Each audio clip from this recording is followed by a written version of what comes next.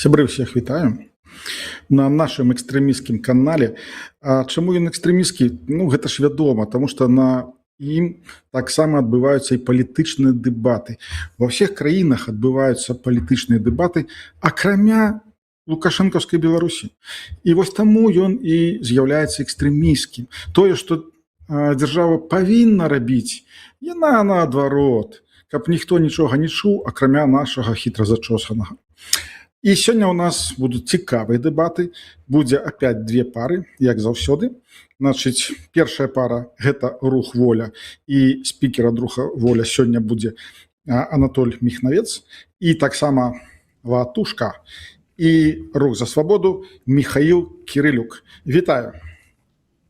Вітаю. Добрый вечер. Итак, значит, сёння трошечки будзе іншы фармат. Сёння будзе ад мяне только одно пытанне. Только одно пытанне, яно будзе састаяць таких из трох частак. Вось. І таму у вас адказ павінен быць на кожную з гэтых частак, як вы мяркуеце. А потым у вас будзе магчымасць кожнаму задаць па 5 пытанняў.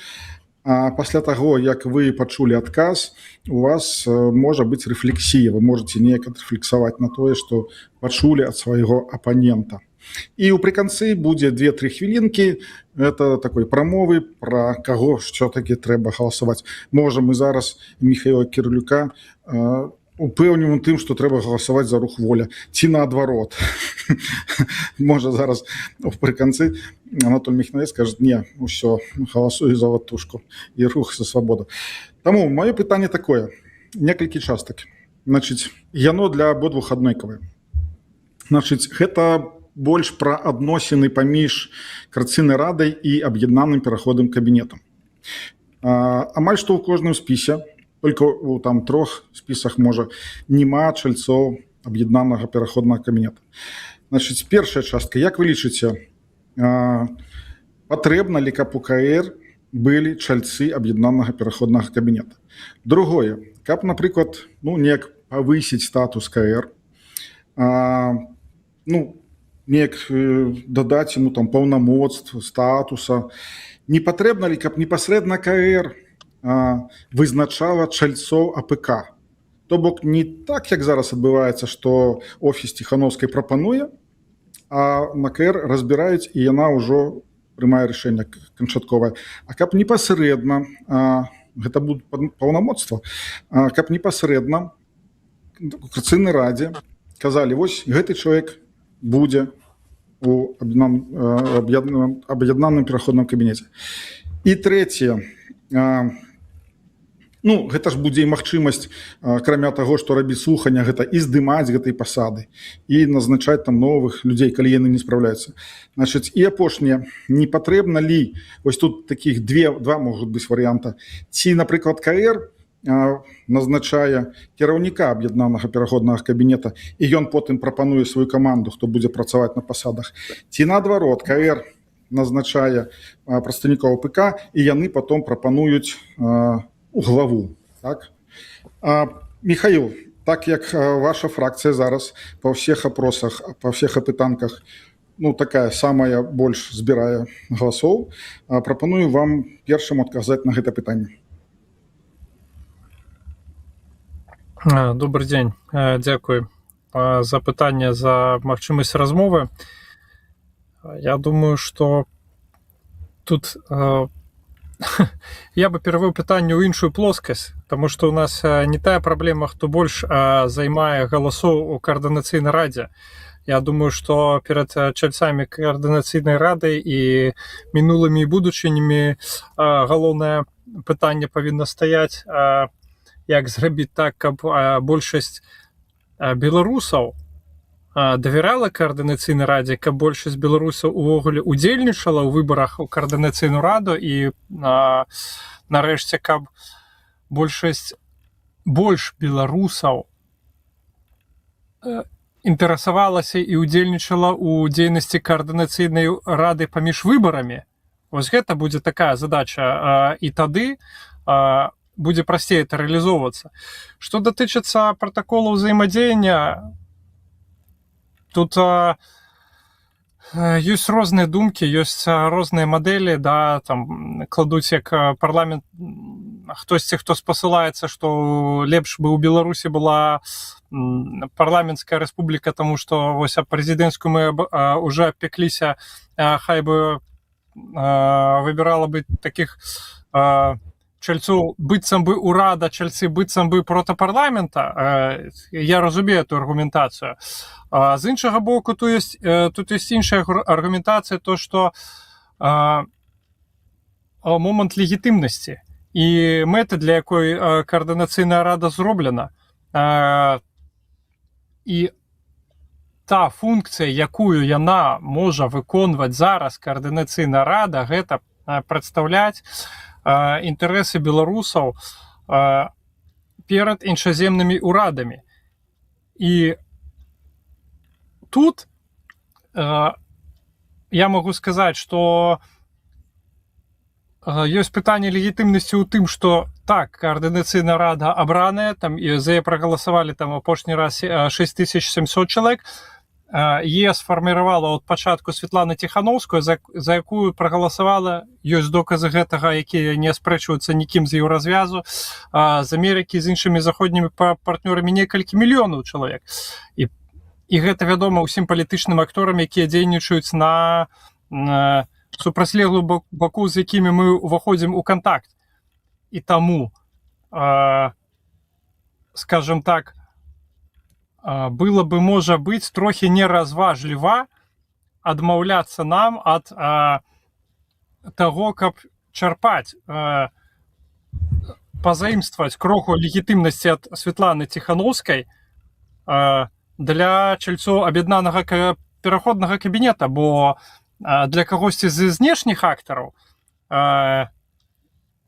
голас Святланы Ціхановскай вось з гэтай прычыны можа і перавешваць трохі галасы ўсіх 80 чальцоў каардынацыйнай рады. Таму тут могуць быць розныя падыходы і розныя спосабы ўзаемадзеяння. Ідэальнай формулы для мяне зараз няма. Вось. А вы што думаеце на гэты конт? Я што думаю, я потым скажу. Я да апанента. Так, ну, зараз давайте паслухаем Анатолія, а потым я сваю нейкую там рэакцыю выкажу. Анатоль, прапануем. Дзякую за магчымасць выказаць сваю пазіцыю. Пачну з таго, што напэўна самы зараз непапулярны інструмент дэмакратычнай супольнасці — это каардынацыйная рада. Все крытыкуюць, кажуць, што это бессэнсоўна там, і вось нашы гледачы таксама напэўна паўны скептыцызму, і мы рабілі некалькі сустрэч уже в Польшы, і таксама чуем гэтыя галасы і пытаюцца, навошта туды ідзець. Мы ідзем, каб стварыць каманду, каб наша каманда павялічыла кола аднадумцаў, якія хочуць вызваліць Беларусь, каб выкарыстаць як інструмент.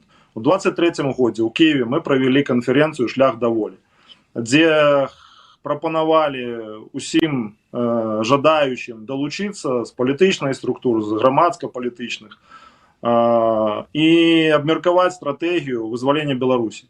Нам былі падрыхтаваны некаторыя там дакументы, но, на жаль, тады мы не прыйшлі да агульнай згоды, бо, як у нас склалось ўражанне, была боязнь, что Пол Калиновского перетворится в палітычную структуру, будет там уплывать и в таким формате. Нам не атрымалось партасно реализовать то, что наша команда планувала. Зараз вся эта наша команда ідзе в руху воля на выборную раду.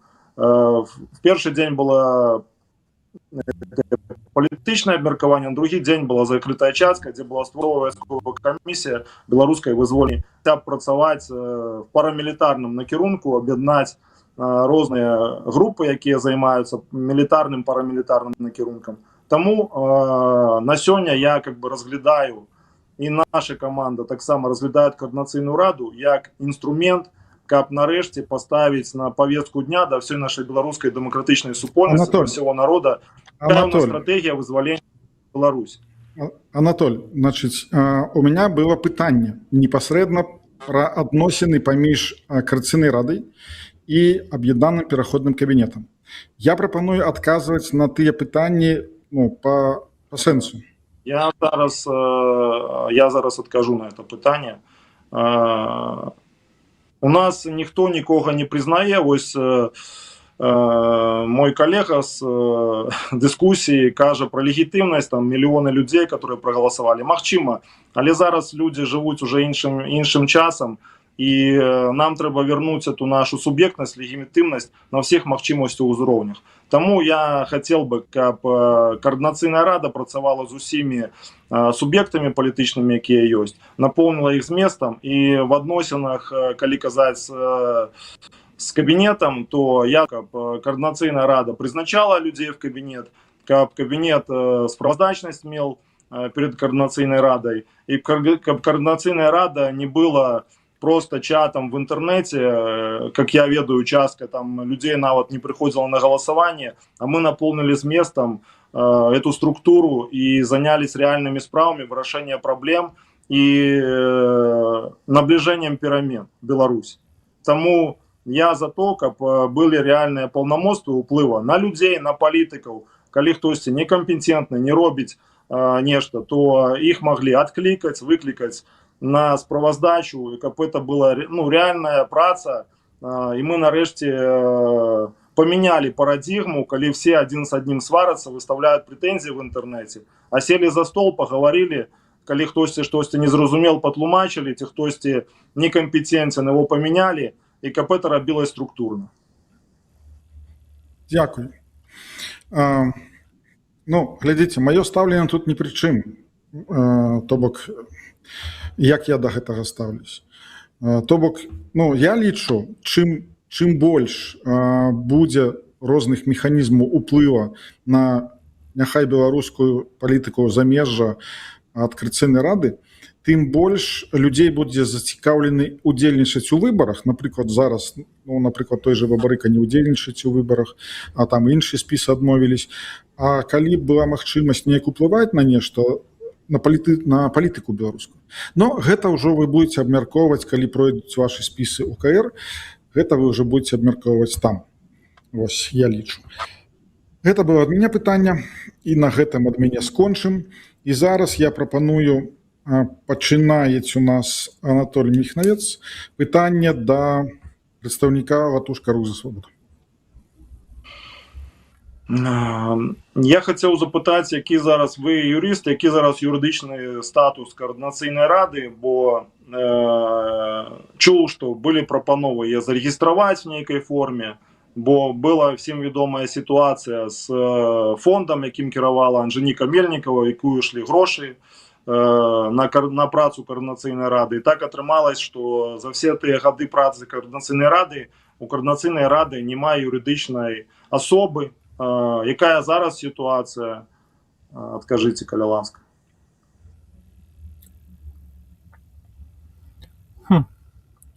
Анатоль, мне падаецца, што у вас не вельмі поўная інфармацыя.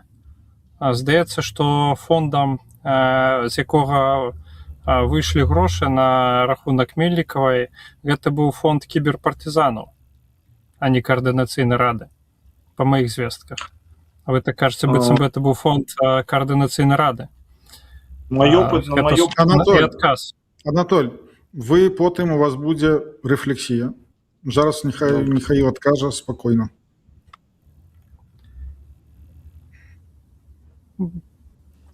На сённяшні дзень усе моманты, якія датычаць юрыдычнага статуса,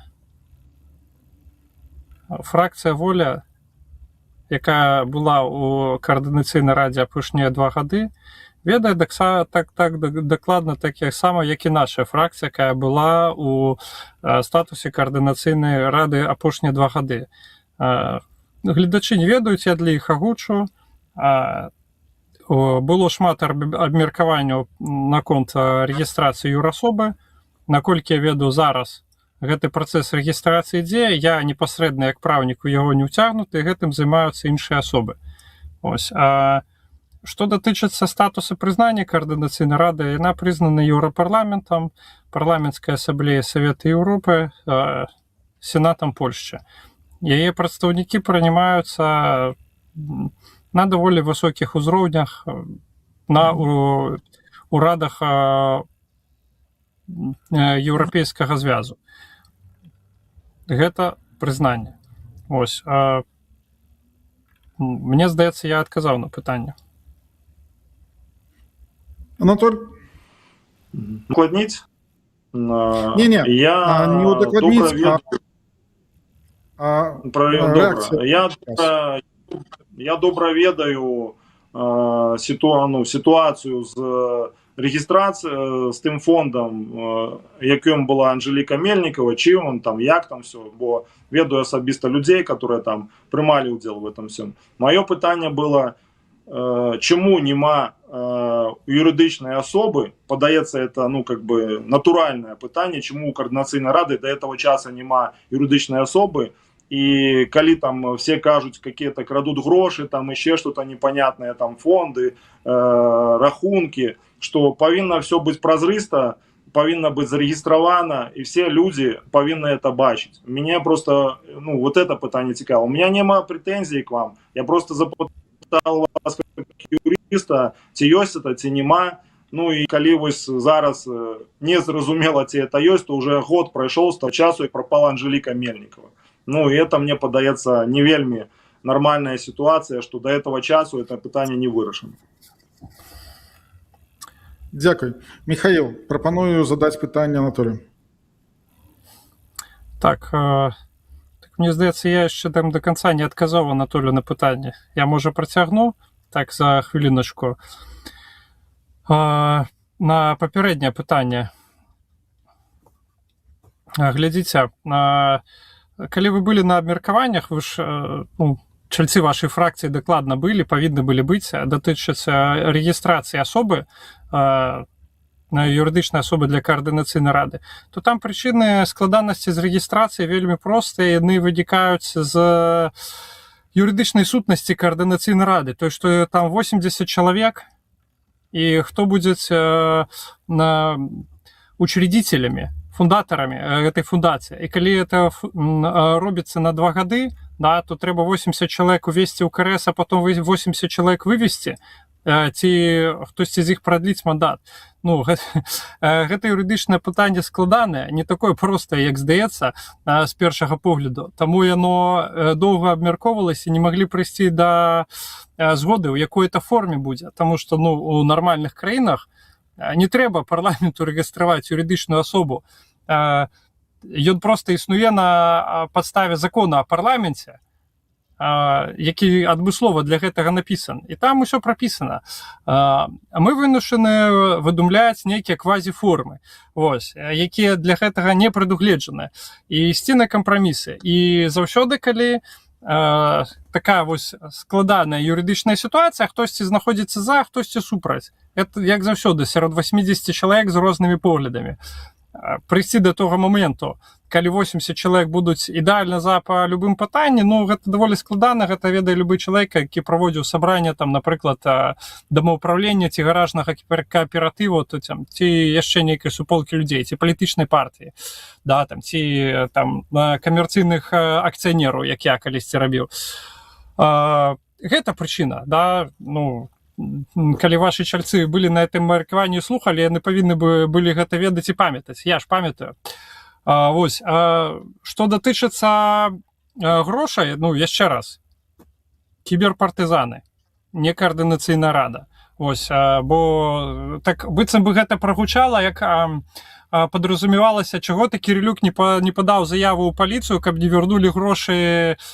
Я не пацярпелы, я не магу іх падаць. Гэта могуць падаць кіберпартызаны. Калі яны пададуць, паліцыя будзе расследаваць. Ну, я, як чалавек, які не мае правового статусу да гэтых грошай, ад мяне паліцыя і заяву-то не прыме. Ну, тое, што быццам бы так вітаю ў паветры, калі задавалася гэтае пытанне. Што было зроблена за гэты год? Ну, тое, што магчыма, грошы Михаил, позову я в поліцію вас припиню. крадзежы грошай, Михаил, я вас припиню, тому що питання... хто іх Михаил, згубіў. я вас Гэта быў не припиню, я. тому що питання про гроші не задавали. Куди яны делись, як яны зніклі, там і так далей. Было питання про Быццам бы прагучала як такі Михаил, папрок, што... я понял, что прагучала. Все, значит, давайте будем прытрымлівацца рамак дэбатаў. Зараз прапаную, Михаил, задаць пытанне, але ж я хочу трошачки унесці праўку. Гэта не ў чый бок, а непасрэдна Координацыйная рада прынимала рашэнне, куды будуць пералічаныя гэтыя грошы. Гэтыя грошы не тычылись кіберпартызан. Гэта непасрэдна рашэнне Координацыйнай рады. Вось, все, давайте наконт грошай належала кіберпартызанам. Ну, юрыдычна гэтыя асобы былі на іх рахунку. Калі хтосьці... Михаил, ёсць магчымасць выключаць гук. Таму прапаную задаць пытанне Анатолію.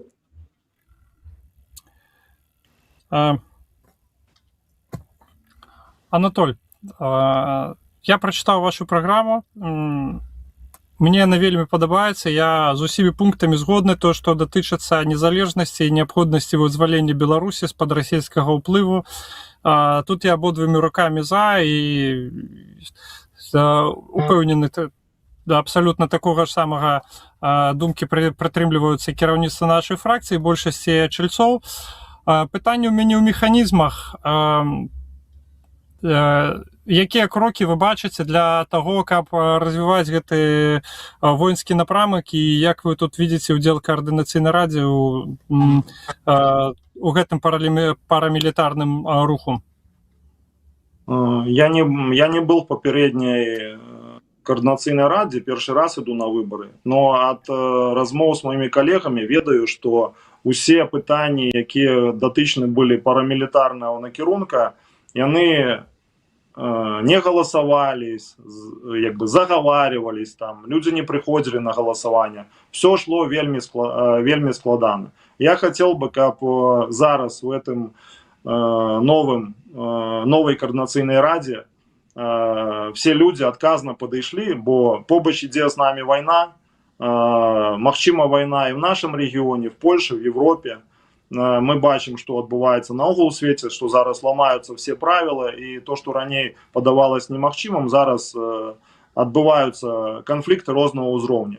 И я не хочу, каб Беларусь была разменной монетой. Для этого мы повинны быть субъектом, а не объектом.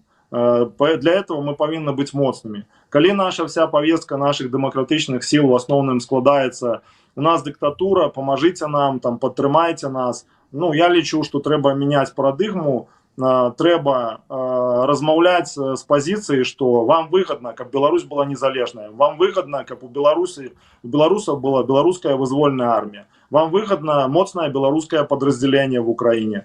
Размаўляць з усімі гульцамі, нашими суседзямі, якія звязаны с беларускім пытаннем, каб была поменена парадыгма. Не просить, подтрымайте такую инициативу, такую, уратуйте то-то и то-то, бо мы просто обрезаем галины, а трэба вырубать корони этого сухого древа.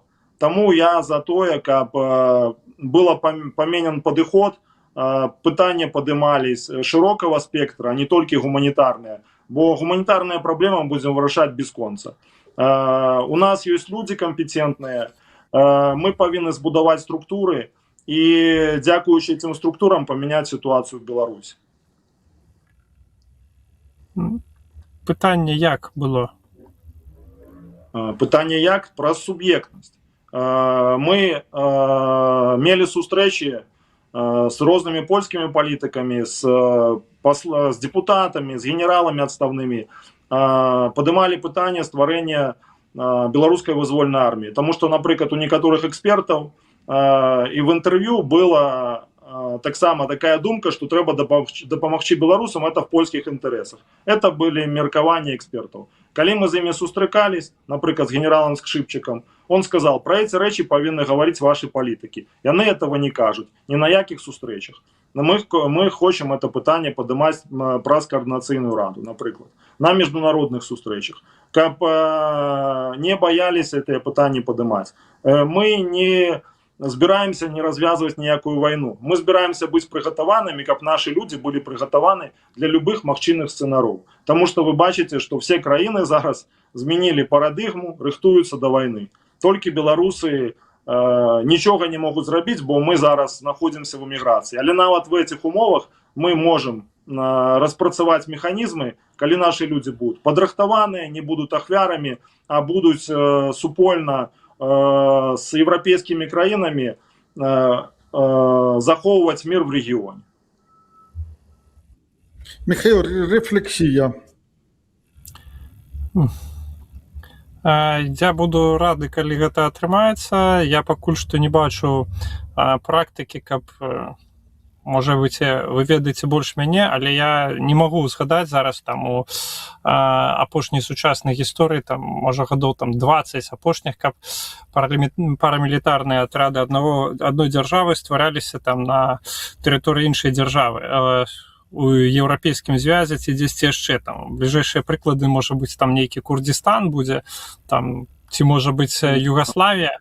Вось, але то было трохі даўней, да, таму зараз, каб гэта перадалець гэта супраціў, ну, я б сказаў, што гэта, ну, трэба вельмі пастарацца, таму што нават у краіне, якая зараз испытывая недахоп военной силы, да, и про гэта все ведаюць, і про працу ТЦК, звязаную з гэтым.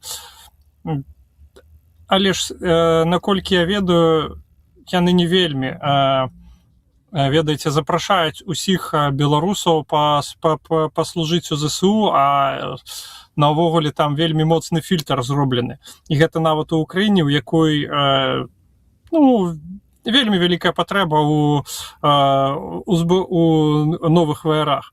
Вось, што датычыцца Польшчы і іншых краін Еўразвязу, я думаю, што тут трэба ім вельмі моцныя доказы даць, каб паказаць, што вот менавіта некалькі беларусаў у выгнанні гэта могуць быць той ламаючай сілай, якой не хапае іх узброенаму падрыхтаванаму войску. Але я ж тут не военны эксперт. Дзякую. Я з вами не згодний. Анатоль, па правилах дебатаў зараз пытанне ад Анатолія Міхнаўца. Михаил. Я хотел еще удакладніць пару пытанняў по координацыйнай радзе. От своих коллегаў ведаю, что была проблема в минулой координационной раде, что люди просто не удельничали в голосовании, не принимались никакие решения, просто не приходили на голосование. Як, на ваш погляд, это можно змінить, и каб эта рада сапраўды эффективно працавала? Каб это был сервис для белорусов, а не дискуссийный клуб для тех, кому нема чим заняться? Дякую за пытанне. Тут ёсць некалькі думак, як можна дзейнічаць у гэтым напрамку. Ну, па-першае, здаецца, эта сітуацыя, яна звыклая і для рэальных парламентаў, рэальных дзяржаў, там, Францыі, Англіі, ЗША, калі паглядзець запісы, там, у іх перыядычна бывае, што рашэнні не прымаюцца з-за таго, што дэпутаты не галасуюць па нейкіх пытаннях, за то, што яны не прыходзяць. Такое здараецца. Якія правыя механізмы выкарыстоўваюцца? Ну, па-першае, гэта можа быць праз змену статута, прапісаць у статуце адказнасць за неудзел, выключаць з складу сяброў координацыйнай рады тых, хто сістэматычна не ўдзельнічае ў працы. Якія тут ёсць абмежаванні? Відавочныя абмежаванні, таму што у рэальных парламентаў дэпутат атрымлівае неблагае ўзнагароджанне. У нас людзі працуюць як валанцёры. Знайсці 80 валанцёраў, якія гатовы рызыкаваць сваім жыццём ну, я не перабольшваю, людзі атрымліваюць пагрозы, быццам бы ніхто не сумняваецца, што такія пагрозы перыядычна і реалізуюцца, да, у нас ваенны час. І як мінімум маёмасцю, крымінальнымі справамі, праблемамі з блізкімі ў Беларусі, праблемы з маёмасцю ў Беларусі дзеля таго, каб мець магчымасць у вольны ад працы час лабаваць інтарэсы беларусаў. Ну, я не скажу, што гэта супер прывабная рэч, да, за которую ты можаш прям напужаць кагосьці звальненнем, да, там, калі ты звальняеш кагосьці з пасады, на якую натрымлівае X кілаеўра, гэта адно. А калі ты звальняеш з пасады, на якой чалавек атрымлівае праблемы, пагрозы і крымінальныя справы, і там перспектыву павагу ў далёкім будучым, ну, гэта трохі іншае. Таму для чаго я так кажу? Таму адна з задач гэта ўсё ж такі пачаць атрымліваць фінансаванне на працу каардынацыйнай радзе. Калі яно будзе і будзе распределяцца, я думаю, адносіны да гэтай працы павінны памяняцца. Ну, так мой досвед паказвае.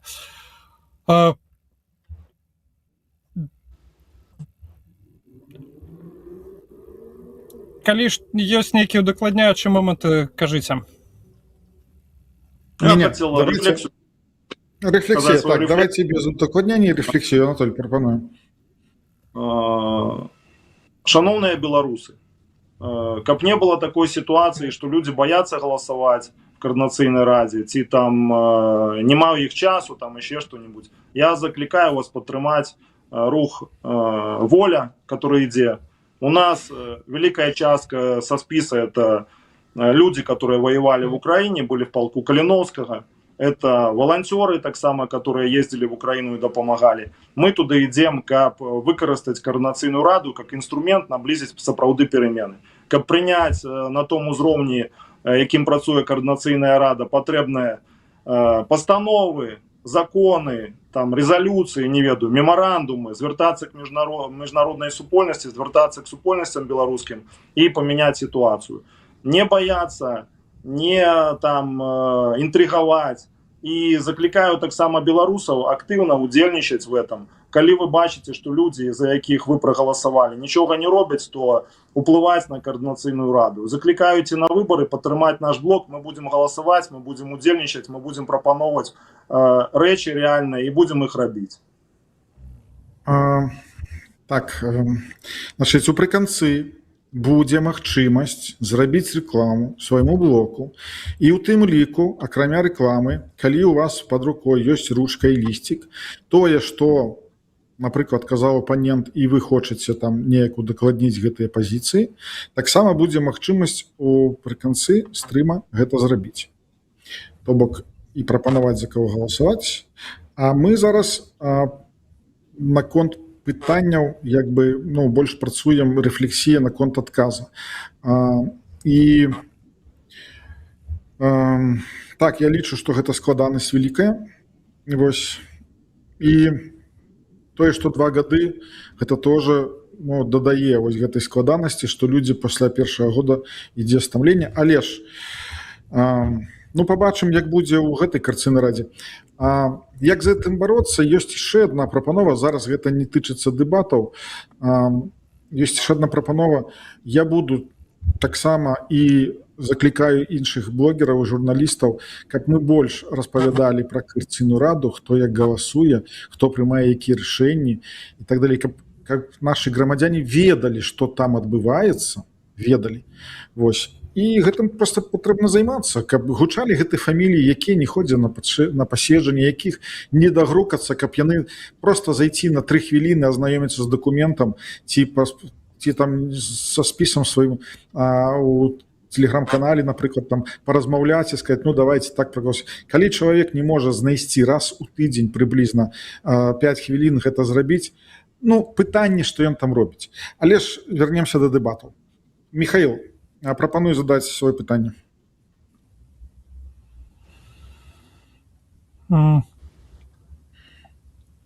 Так, Анатоль, Вы не ўдзельнічалі ў каардынацыйнай радзе папярэдняга склікання, але ж чальцы вашай фракцыі ўдзельнічалі. Можа быць, ёсць нейкія рэчы, якія вы бы хацелі адзначыць, тое, што карысна ўдалося зрабіць вашай фракцыі за папярэднія 2 гады, таму што, я думаю, ёсць жа нейкія прычыны, чаму вы вырашылі ўсё ж такі пры ўсём скептыцызме адносінаў да каардынацыйнай рады далучыцца да яе. Магчыма, гэта нейкія паспяховыя дзейнасці чальцоў вашай фракцыі за папярэдні перыяд.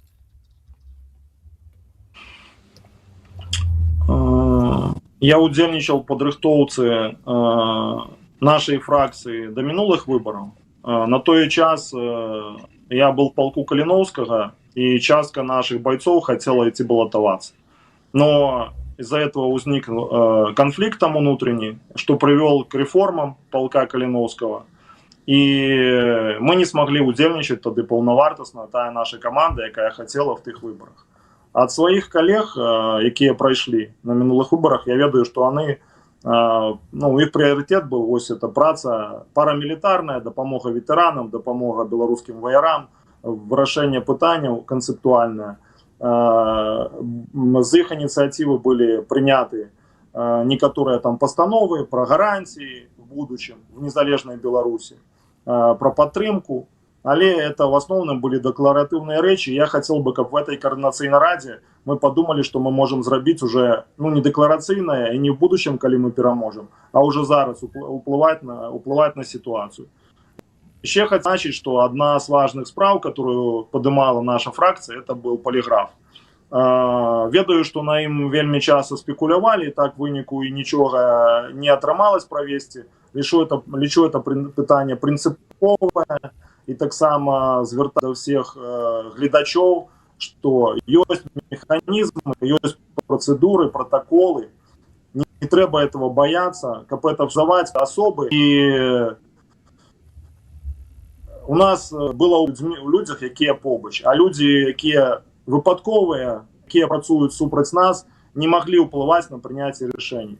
Тому вельми прошу піднімати це питання. И сподіваюсь, мы пройдем в эту координаційну раду и будем это поднимать питання, и прошу так само глядачів підтримати це, бо це вельми важливо. Дякую, Михаил. Рефлексия?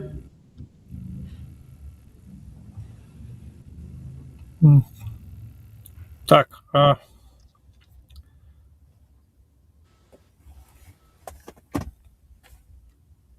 у меня нема, напевно, тут ніяких додаткових адзнак. Дякую. Дякую. Анатоль, питання до Михайла. Мне такое питання.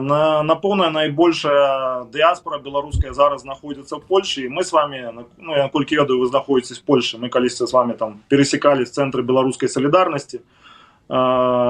Як ми можемо, координаційна рада може допомогти, бо на зустрічах, які відбувались, люди вельми часто задають практичне питання поліпшення своєї ситуації, там, з документів, юридичне, там, пенсії, там інші речі. Я на цих всіх зустрічах кажу: сябри, ми ці питання всі вирішимо, але я хочу займатися цими питаннями, поліпшити цю ситуацію. Но у нас є шмат людей, які, напевно, жадають сподобатися виборцям не з нашої фракції, з інших. Вони це питання піднімають. Я хотів у вас запитати ті механізми поліпшення ситуації білорусів, бо я бачу, чую погіршення ситуації. Дякую за питання. Я якраз, ось гэта адзін з напрамкаў, якім мы там занимаемся апошнія 2 гады у праўнай камісіі координаційнай рады. Атрымліваем кожны тыдзень лісты, адказваем на іх, пішам лісты падтрымкі людзям, якія патрабуюць гуманітарнай візы, пішам лісты падтрымкі людзям, якія патрабуюць міжнароднай абароны, правяраем іх дакументы, дадаём свае довады. людзі задаюць шмат пытанняў, там дзе мы кампетэнтны, мы можам пракансультаваць, расказаць, куды пайсці. Там дзе мы некампетэнтны, мы можам даць кантакты польскіх праўнікаў, якім мы давяряем. Па нейкіх пытаннях ёсць нават магчымасць узыскаць бюджэты на аплату гэтых праўнікаў, і з гэтым таксама вядзецца праца.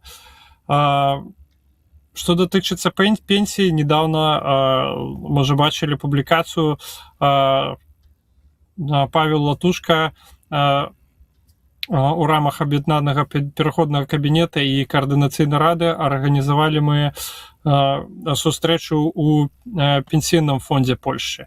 Рэгулярна праводзяцца сустрэчы з Ужондам да спраў цудаземцаў, управление па справах іншаземцаў, там, дзе сапраўды за тэрмінаў разгляду спраў вельмі шмат людзей не можа выехаць з краіны, не можа атрымаць банкаўскія рахункі, ёсць складанасці.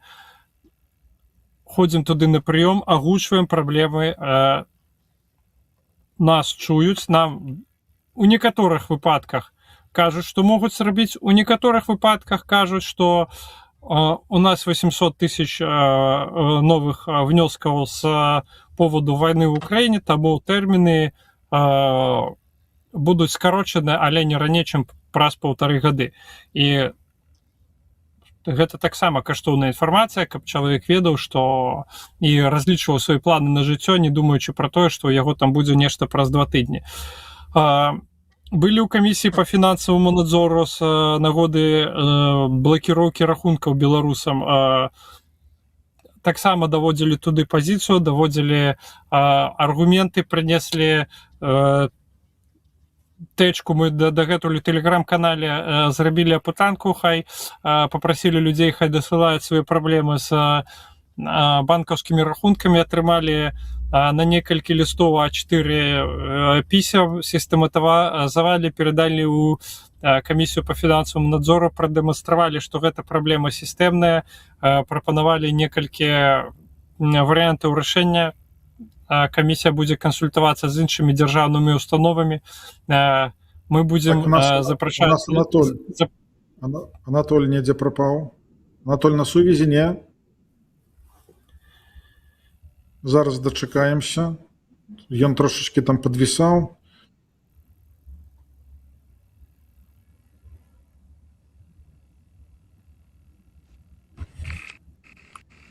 Зараз.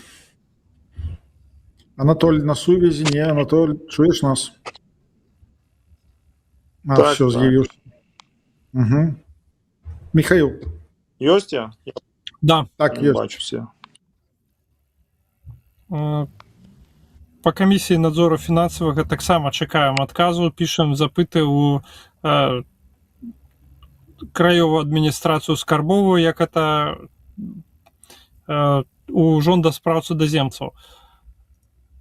Я што хочу падкрэсліць, Польша гэта ўсё ж такі больш дэмакратычная краіна, чым Беларусь. І тут немагчыма, няма такога, што адно нейкае пытанне нават прэзідэнт Польшы не можа вырашыць за 3 месяцы, напрыклад, ці 2 месяцы. І чакаць, што прадстаўнікі дыаспары нейкай канкрэтнай народнасці змогуць прымусіць урад краіны дзейнічаць тым ці іншым чынам, ну, гэта мець такую вельмі шырокую наіўнасць, я бы сказаў. Нас зараз прымаюць, хочу адзначыць, нас зараз прымаюць, дзякуючы у тым ліку статусу каардынацыйнай рады, дзякуючы таму, што ён такі ёсць, ён узгаданы у дырэктывах Еўрапарламента, ПАСЕ і польскага сейма. Пры ўсіх мінусах каардынацыйнай рады гэта той механізм, які на сёння можа працаваць і можа даваць вынікі. Частка гэтых вынікаў залежыць ад нас, частка гэтых вынікаў, безумоўна, залежыць ад урада Польшчы, таму што ў іх ёсць суверэннае права вырашаць, як дзейнічаюць законы на іх тэрыторыі. Вось. Што датычыцца нас, мы з нашага боку, нам не хапае людзей, не хапае рэсурсаў, Але той максімум, што мы можам рабіць у даных умовах, я лічу, мы робім. Дякую, Анатолій. Рефлексія. Мы готовы дапамагчы, бо у нас ёсць уже механізмы, якія мы адпрацавалі в працы з ветэранамі палка Каліноўскага. Мы стварылі арганізацыю рух каліноўцы і вырашаем некаторыя юрыдычныя практычныя пытанні. Таму калі нашы слухачы будуць зацікаўлены, патрэбна дапамога, можете до нас звяртацца, мы дапаможам і готовы дапамагчы таксама вам в працы. Просто уже калі пачнецца праца координацыйнай рады, бо я разумею, вы працуеце в фармаце там координацыйнай рады ці там НАУ, то мы как бы працуем кожны дзень з людзьмі, которые маюць праблемы і звяртаюцца іх вырашыць. Дякую. Михаил, пытанне да Анатолія.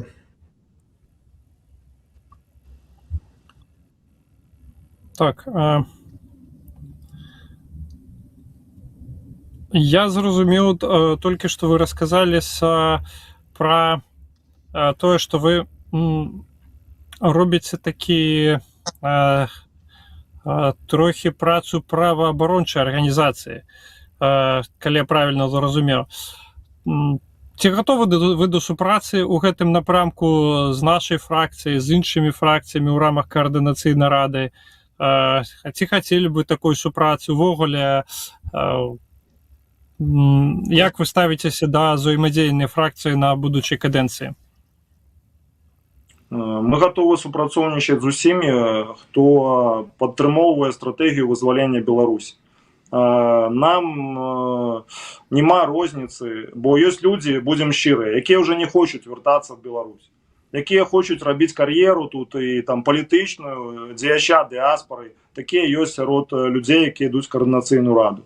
Мы хочам працаваць на перемены в Беларусі. Зараз мы знаходзімся за мяжой, мы дапамагаем людзям, узмацняем свае структуры, і як толькі мы бачым, што наступны пункт падрыхтоўкі рэалізаваны, мы приступаем до наступного, і што прыводзіць к переменам. Таму мы готовы супрацоўнічаць з усімі па всем канкрэтным практычным пытанням, якія палепшаюць і змяняюць сітуацыю. Я хочу, каб координацыйная рада была реальным инструментом змены ситуации, не дискуссийным клубом, а реальной структурой, якая працуе, дзе аднадумцы. У нас могут быть ідэйныя спрэчкі, там некие палітычныя погляды на розныя рэчы, но основная мэта — это змена ситуации в Беларуси. Дякую.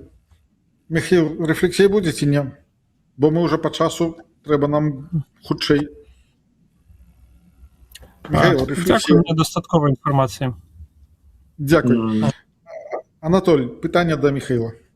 Маё пытанне, ось вы зараз пыталі у меня, Михаил, про магчымую супрацу, там мы готовы, і я хотел у вас, як у досведчанага сябра координацыйнай рады, запытаць, якімі практычнымі крокамі, менавіта практычнымі дзеяннямі мы можам павялічыць ее эффективнасць, і ці было б эфектыўна, каб у координацыйнай рады было нейкае месца, куды людзі, якія далі свой голас ці маюць пытанні, маглі прыйсці.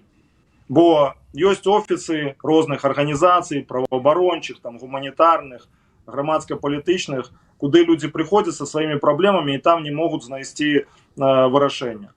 Калі мы кажам про протапарламент, то в нормальной краіне людзі, якія не знаходзяць падтрымкі дзесьці в нейкай такой профільнай арганізацыі, яны ідуць да дэпутатаў, да людзей, якія прадстаўляюць краіну, ад імя краіны фармуюць законы, вырашаюць пытанні. Як вы лічыце, ці магчыма такое зрабіць? Ці можа ёсць нейкія іншыя варыянты, як вырашыць эту сітуацыю? Гэта магчыма, калі на гэта ёсць ресурс, такую прыёмную арганізаваць, бо это можна арендаваць памяшканне, можна там пасадзіць чалавека, плаціць яму зарплату, ці мяняцца нейкім валанцёрам, пасменна прымаць людзей на прыём, але это будзе датычыцца толькі Польшчы, толькі Варшавы. Людзі прыходзяць пішуць з Амерыкі, з Іспаніі, з Грузіі, з Арменіі. Таму гэта можна зрабіць як онлайн прыёмную. Тое, што фактычна ўжо ёсць, Людзі да нас пішуць на мэйлы кожны тыдзень знаходзяць і пішуць. Вось, таму калі тут ёсць нейкія дадатковыя людзі, якія гатовы гэтыя запыты апрацоўваць, і ёсць кампетэнцыі, ці ёсць рэсурсы на то, каб аплочваць кагосьці, у каго ёсць гэтыя кампетэнцыі, гэта заўсёды пажадана, гэта безумоўна падтрымаюць усе беларусы, бо яны будуць бачыць рэальную карысць. Дзякуй. Анатолій, рэфлексія будзе? Шановныя беларусы, знойдуцца ресурсы ці не знойдуцца, рух воля будзе мець свае офісы, бюро. Зараз у нас ёсць пляцоўкі, которые мы выкарыстоўваем в руху Каліноўцы, і вы заўсёды туды можете прыйти і вырашыць пытанні, задаць эти пытанні, і мы пастараемся зрабіць все, што в наших силах. Таму я лічу, што гэтыя пляцоўкі павінны быць. Нават калі мы не знойдзем сродкі, координаційная рада не знойдзе сродкі, таму все, чым больше у нас будзе структур, якія реально працуюць з реальнымі праблемамі, з реальнымі людзьмі, тым хутчэй мы сможем памяняць сітуацыю, тым мы будем мацней. Таму што віртуальнае жыццё в основном сводится к выставлению претензий. Из того, что я бачу, людям простей выказывать негатив, чем працаваць. А праца реальная будзе вырашаць эти проблемы и аб'ядноўваць. Таму я лічу, что это абавязкова трэба зрабіць. То бок, як депутаты уже будете працаваць, атрымліваецца? Так. Так? Я понял. А Михаил, пытанне да Анатолія.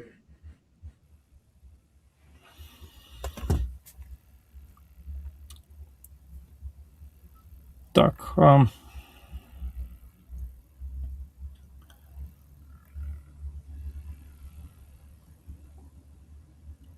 Можа быць, ёсць яшчэ нешта, пра што вы не ўзгадалі,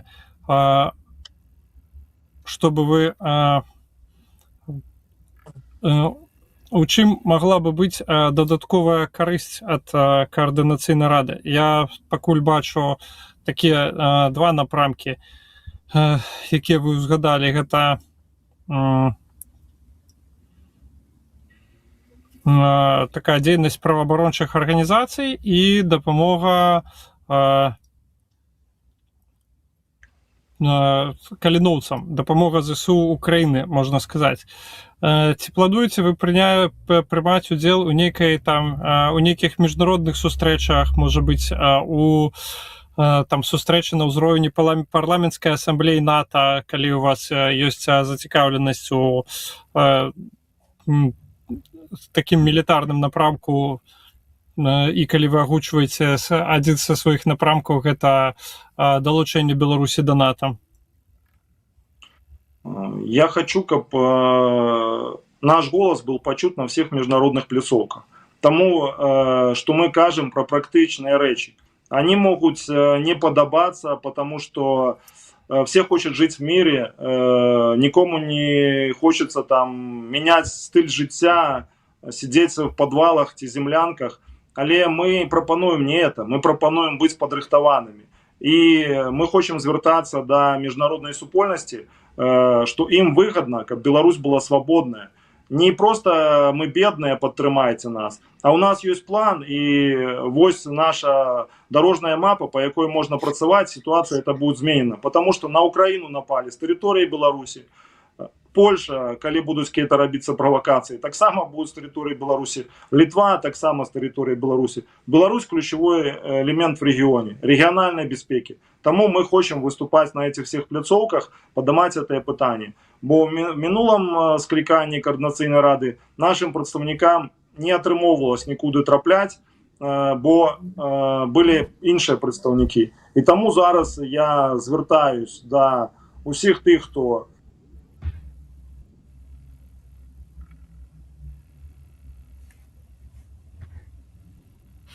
Опять отпал Анатоль.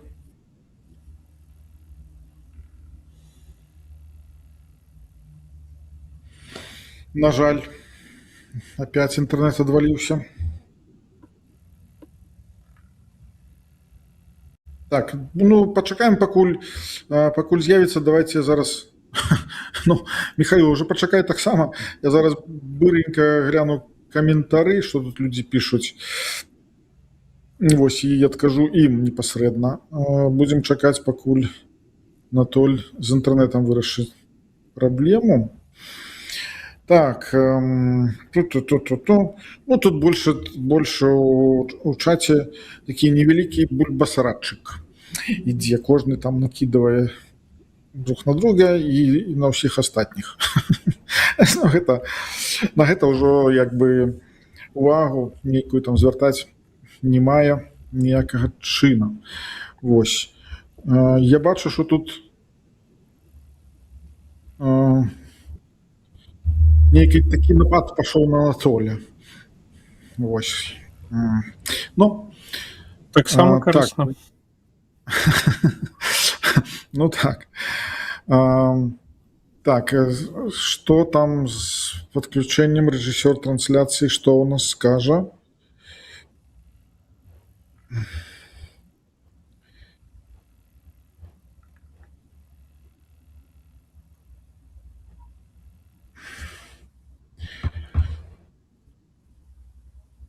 Пытается доучить. Михаил, пока нету Анатолия, пока он доучится до нас. Распавядзі, што там зараз адбываецца у Крыцінай радзе. Слухайце, у нас мы тут праводзілі справаздачу па працы нашай фракцыі за апошнія 2 гады, і тут мне напэўна спатрэбіцца пару хвілін, каб зачытаць асноўныя пункты. У нас тут і па культуры працуе музей вольнай Беларусі, напэўна, адна з самых вядомых пляцовак у Варшаве. Больш 100 яна працуе уже культурных падзей. давно. Не, Михаил, чакай. Ну гэта ж не тычыцца працы КР3. Музей вольнай Беларусі, калі я яшчэ выйшаў з турмы, Там і дырэктар музея праца КР2 Задзірковская. таксама. Не, чакай. Ну навошта ўжо музей вольнай Беларусі сюда прыцягваць, калі гэта рабіў НАУ непасрэдна, а не КР. Вось КР не тычыцца ніякім чынам да музея вольнай Беларусі. Таму што я там добра ўсіх ведаю, я бачыў, як там што адбываецца, і ведаю, як там што адбывалось, і што гэта непасрэдна НАУ займалася. Вось КР ніякага дачынення. Ну, можа, потым там нешта і было, але ж зараз ніяк. Так, Михаил. Вам бачней, можа вы нават ведаеце, якія дакументы я пішу як праўнік НАУ, а якія як праўнік каардынацыйнай рады, але я, ведаеце, сабе там шляпу з назвай адной арганізацыі не апранаю, не здымаю, калі я раблю. Гэта я раблю для агульнай справы і карыстаюся гэтымі арганізацыямі як інструментамі, да? Бо арганізацыя — это інструмент, а галоўнае, каб справа была зроблена. Это вельмі добра все. Алеш. Так, Анатоль з'явіўся. Анатоль, ты чуеш нас? Анатоль. Так, чуеш. Так, я чую. Так. Я прапаную, значыць, першае. Зараз мы зацягнули трошечку з-за гэтых адключэнняў. Зараз прапаную по апошняму пытанню, і потым я буду выставляць галасавалку. Значыць, Анатоль, пытанне да Михаила. У меня пытанне наконт фінансаў, бо это найбольш спрэчнае, выклікаючае шмат размоў, і як нам зрабіць яго максімальна празрыстым, і каб это фінансаванне было дастатковае да эфектыўнай дзейнасці. Бо увесь час мы чуем, что грошей не хапае, все структуры кажуць про это, критики структур пишут, что все крадуць. Як нам зрабіць, каб все было празрыста, у людей не было сумневаў, і каб фінансаў было дастаткова?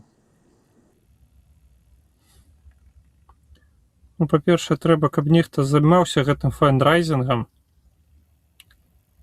каб займаўся гэтым фандрайзінгам ад імя каардынацыйнай рады, каб это была нейкая вызначана асоба ці група асоб, якая будзе атрымліваць гэтыя фінансы на нейкі банкаўскі рахунак, і з гэтага банкаўскага рахунка яны будуць вызначацца так, як вырашыць вышэйшы орган правлення, як у любой там камерцыйнай ці некамерцыйнай арганізацыі. Тут не трэба нічого выдумляць, тут трэба выкарыстоўваць пратаколы, якія ўжо ёсць і даўно існуюць. Праблема ж, наколькі мне вядома, не ў тым, што дзесьці бегаюць нейкія мільёны і ніхто не ведае дзе. Праблема ў тым, што грошай на каардынацыйную раду не было выдадзена. Тыя грошы, што ось упамінаў наш вядучы, калі іх мэта была прызначана на каардынацыйную раду, яны паступілі на фундацыю кіберпартызану, яны тут былі патрачаны не па цэлявому вызначэнню. Ну, гэта пытанне для ўладальнікаў гэтага рахунка. Ось, а не для чальцоў каардынацыйнай рады, якія, як, напрыклад, я, не мелі магчымасці ні адной кнопкі нажаць, ні цифровой подпісю падпісаць. Ось, ні фізічна, ні юрыдычна не мелі дачынення да гэтых сродкаў. Ось, таму першае, што трэба рабіць, гэта пачаць атрымоўваць гэтыя сродкі, займацца фандрайзінгам. Таму што калі яны пачнуць паступаць, то тады ўжо можна будзе на агульных паседжаннях, на адкрытых ці закрытых, вызначаць пратаколы іх вызначэння згодна з агульнай стратэгіяй. Вось і ўсё. Анатолий, рэфлексія? Дзякуй. Я лічу, што такія механізмы ёсць, яны павінны быць прыняты на першых паседжаннях, і таксама лічу, што беларуская палітыка павінна рабіцца на беларускія грошы. Бо я ведаю шмат людзей, якія гатовы падтрымаць, удзельнічаць фінансава, плаціць нават падаткі умоўныя кожны там месяц. Калі яны будуць бачыць, што гэтыя дзеянні прыводзяць к нейкай мэце, к нейкай выніку, канкрэтна вызвалення Беларусі. Не проста, што мы збіраемся і там штосьці абмяркоўваем, вырашаем пытанне, а мы працуем згодна з планам. У нас ёсць такі план, ёсць стратэгія вызвалення Беларусі, дзе ёсць 3 чынніка. Это боевое подразделение в Украине, это объединенная диаспора, якая працуе системно, и структуры в Беларуси. Тады перемены эти отбудутся. Тому закликаю тых людей, якія жадаюць перемен, долучаться активно до працы и падтрымоўваць фінансава структуры, якім яны давяряюць. Дякую. Апошняе пытанне, Михаил.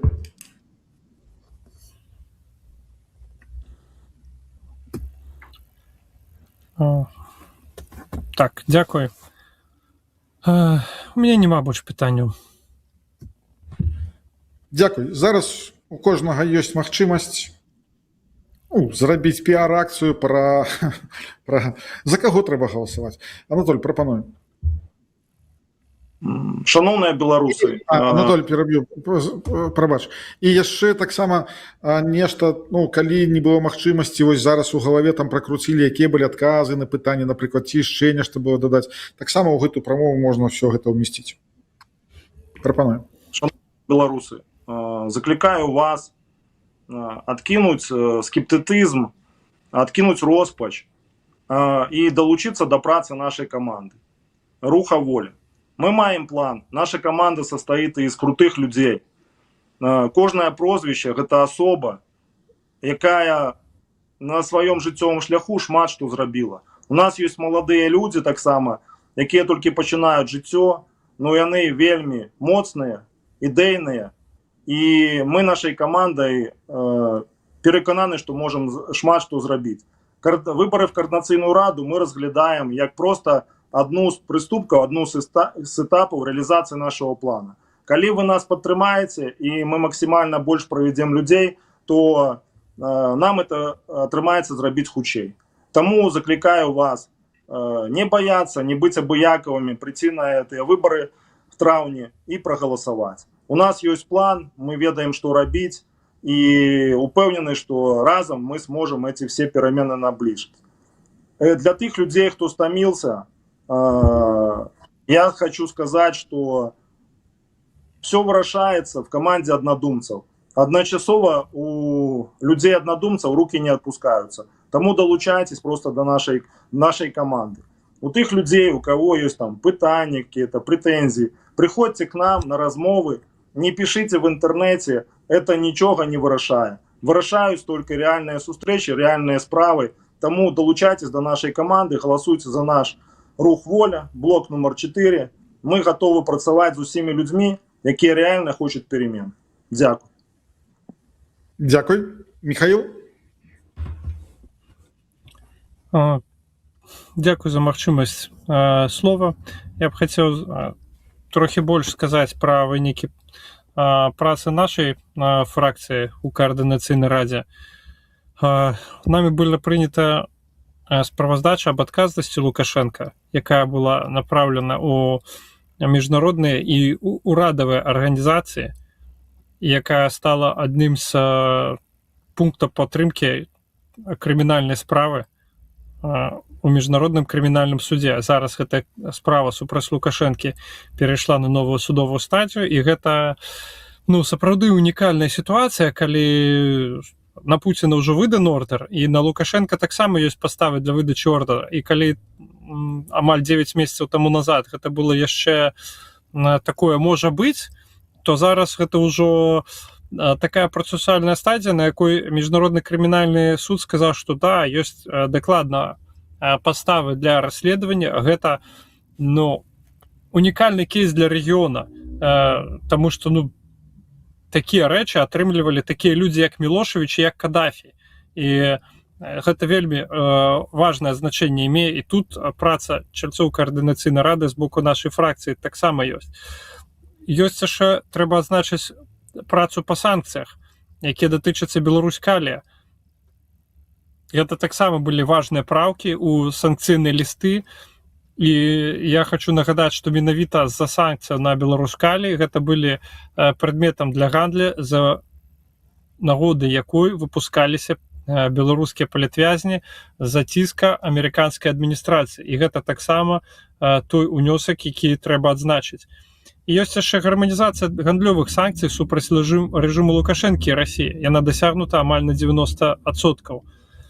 Гэта таксама блакаванне фінансавання военной машины России. Это система передачи финансовых поведомлений банков России. Российских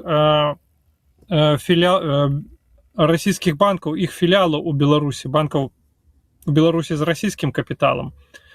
Ось. И резолюции Европарламента, які закликали до вводу новых и активации старых санкций, закрытия гандлёвых квот, прапановали чальцы нашей фракции. Тут резолюция Европарламента про ситуацию в Беларуси праз 5 год пасля сфальсифікаваных беларускіх выбораў.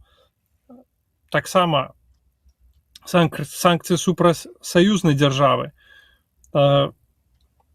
Гэта ўсё штодзённая, карпатлівая праца, якая не вельмі бачна, але яе ўплыў доўгатэрміновы. Без моцнага ціску у Лукашенка не будзе нагоды дамаўляцца і выпускаць кагосьці, калі на яго не паставяць перад такімі умовамі, калі ў яго іншага выбору няма. Таму я з усіх аргументаў супраць галасавання ў Координаційную раду я бачу некалькі. Адзін з галоўных это тое, што быццам бы скрадзены нейкія базы даных, і быццам бы людзі, якія удзельнічаюць у выбарах у Координаційную раду, рызыкуюць. Я магу сказаць, да, рызыка ёсць, яна безумоўна ёсць. Але тое, што базы Координаційнай рады былі скрадзены, гэта хлусня. Аб гэтым няма ніякіх доказаў. Калі б гэта было праўдай, няма ніякай праблемы для беларускіх спецслужбаў апублікаваць дамп, апублікаваць доказы і арыштаваць сапраўды тысячы і тысячы людзей, якія былі, што і было зроблена на крымінальных справах іншых арганізацый, якія прызналі то, што ў іх былі скрадзены даныя, і калі мы сапраўды бачылі, што десяткі людзей былі арыштаваны за супрацу з гэтымі арганізацыямі. Што датычыцца галасавання за Координаційную раду, такіх пацверджанняў не было. Усе кейсы, якія мне вядомы, якія бачу, гэта былі кейсы накшталту end-user problem, калі ў чалавека па нейкіх прычынах праводзілі обшук і сярод іншых матэрыялаў знаходзілі ў яго доказы таго, што ён нейкую взаимодзейнічаў з Михаил, я каардынацыйнай радай. вынужден вас ужо спыніць, таму што ўжо іншыя Добра. госці чакаюць. Вялікі дзякуй, што далучылись. Вось зараз, калі вы выйдзеце з эфіра, будуць далучаць іншых гасцей, таму што праграма не можа адразу шмат каго далучыць. Вялікі дзякуй, што паўдзельнічалі ў дэбатах. Канешне, пытанняў шмат, ось у меня пытанняў вельмі шмат, але ж я іх, як вядоўца, задаваць не буду. Я лишь правожу гэтыя дэбаты. Вось, таму вялікі дзякуй, што далучылись. Я лічу, што мы робім разам, усе, і все, хто ўдзельнічае, і той же Билл Пол робіць вялікую працу, што мы вырашылі, хаця мы самі не ўдзельнічаем у выбарах УКР, але ж мы вырашылі падтрымаць, таму што мы лічым, што гэтая структура павінна быць. Так, трэба папрацаваць, каб яна была так лепш, скажем так. Вось. Таму вялікі дзякуй, што далучылись. Жыве Беларусь. Жыве вечна. Беларусы, будьце актыўнымі. Так, зараз я прапаную пытаначку паглядзець. Так, значыць, Ватушка рух за свабоду 43%, рух воля 42%, супраць усіх 7%, я не планую галасаваць 7%. Ну, скажем так, наздраў прыйшлі да фінішняга этапа. Вось, пабачым, як пройдзе галасаванне, таму што гэта будзе насамрэч цікава. Мне, напрыклад, цікава некалькі момантаў. Першае, каго падтрымаюць больш за ўсіх. І зараз відавочна па ўсім апытанням гэта лідзіруе Ватушка і рух за свабоду. Вось, астатнія з вялікім адрывам там недзе ўнізе. Пабачым. Вось я проста бачу нейкія спісы, якія, скажем так, яны працуюць, так, іх бачна ў СМІ, іх бачна ў меды, іх бачна ў іх тэлеграм-каналах.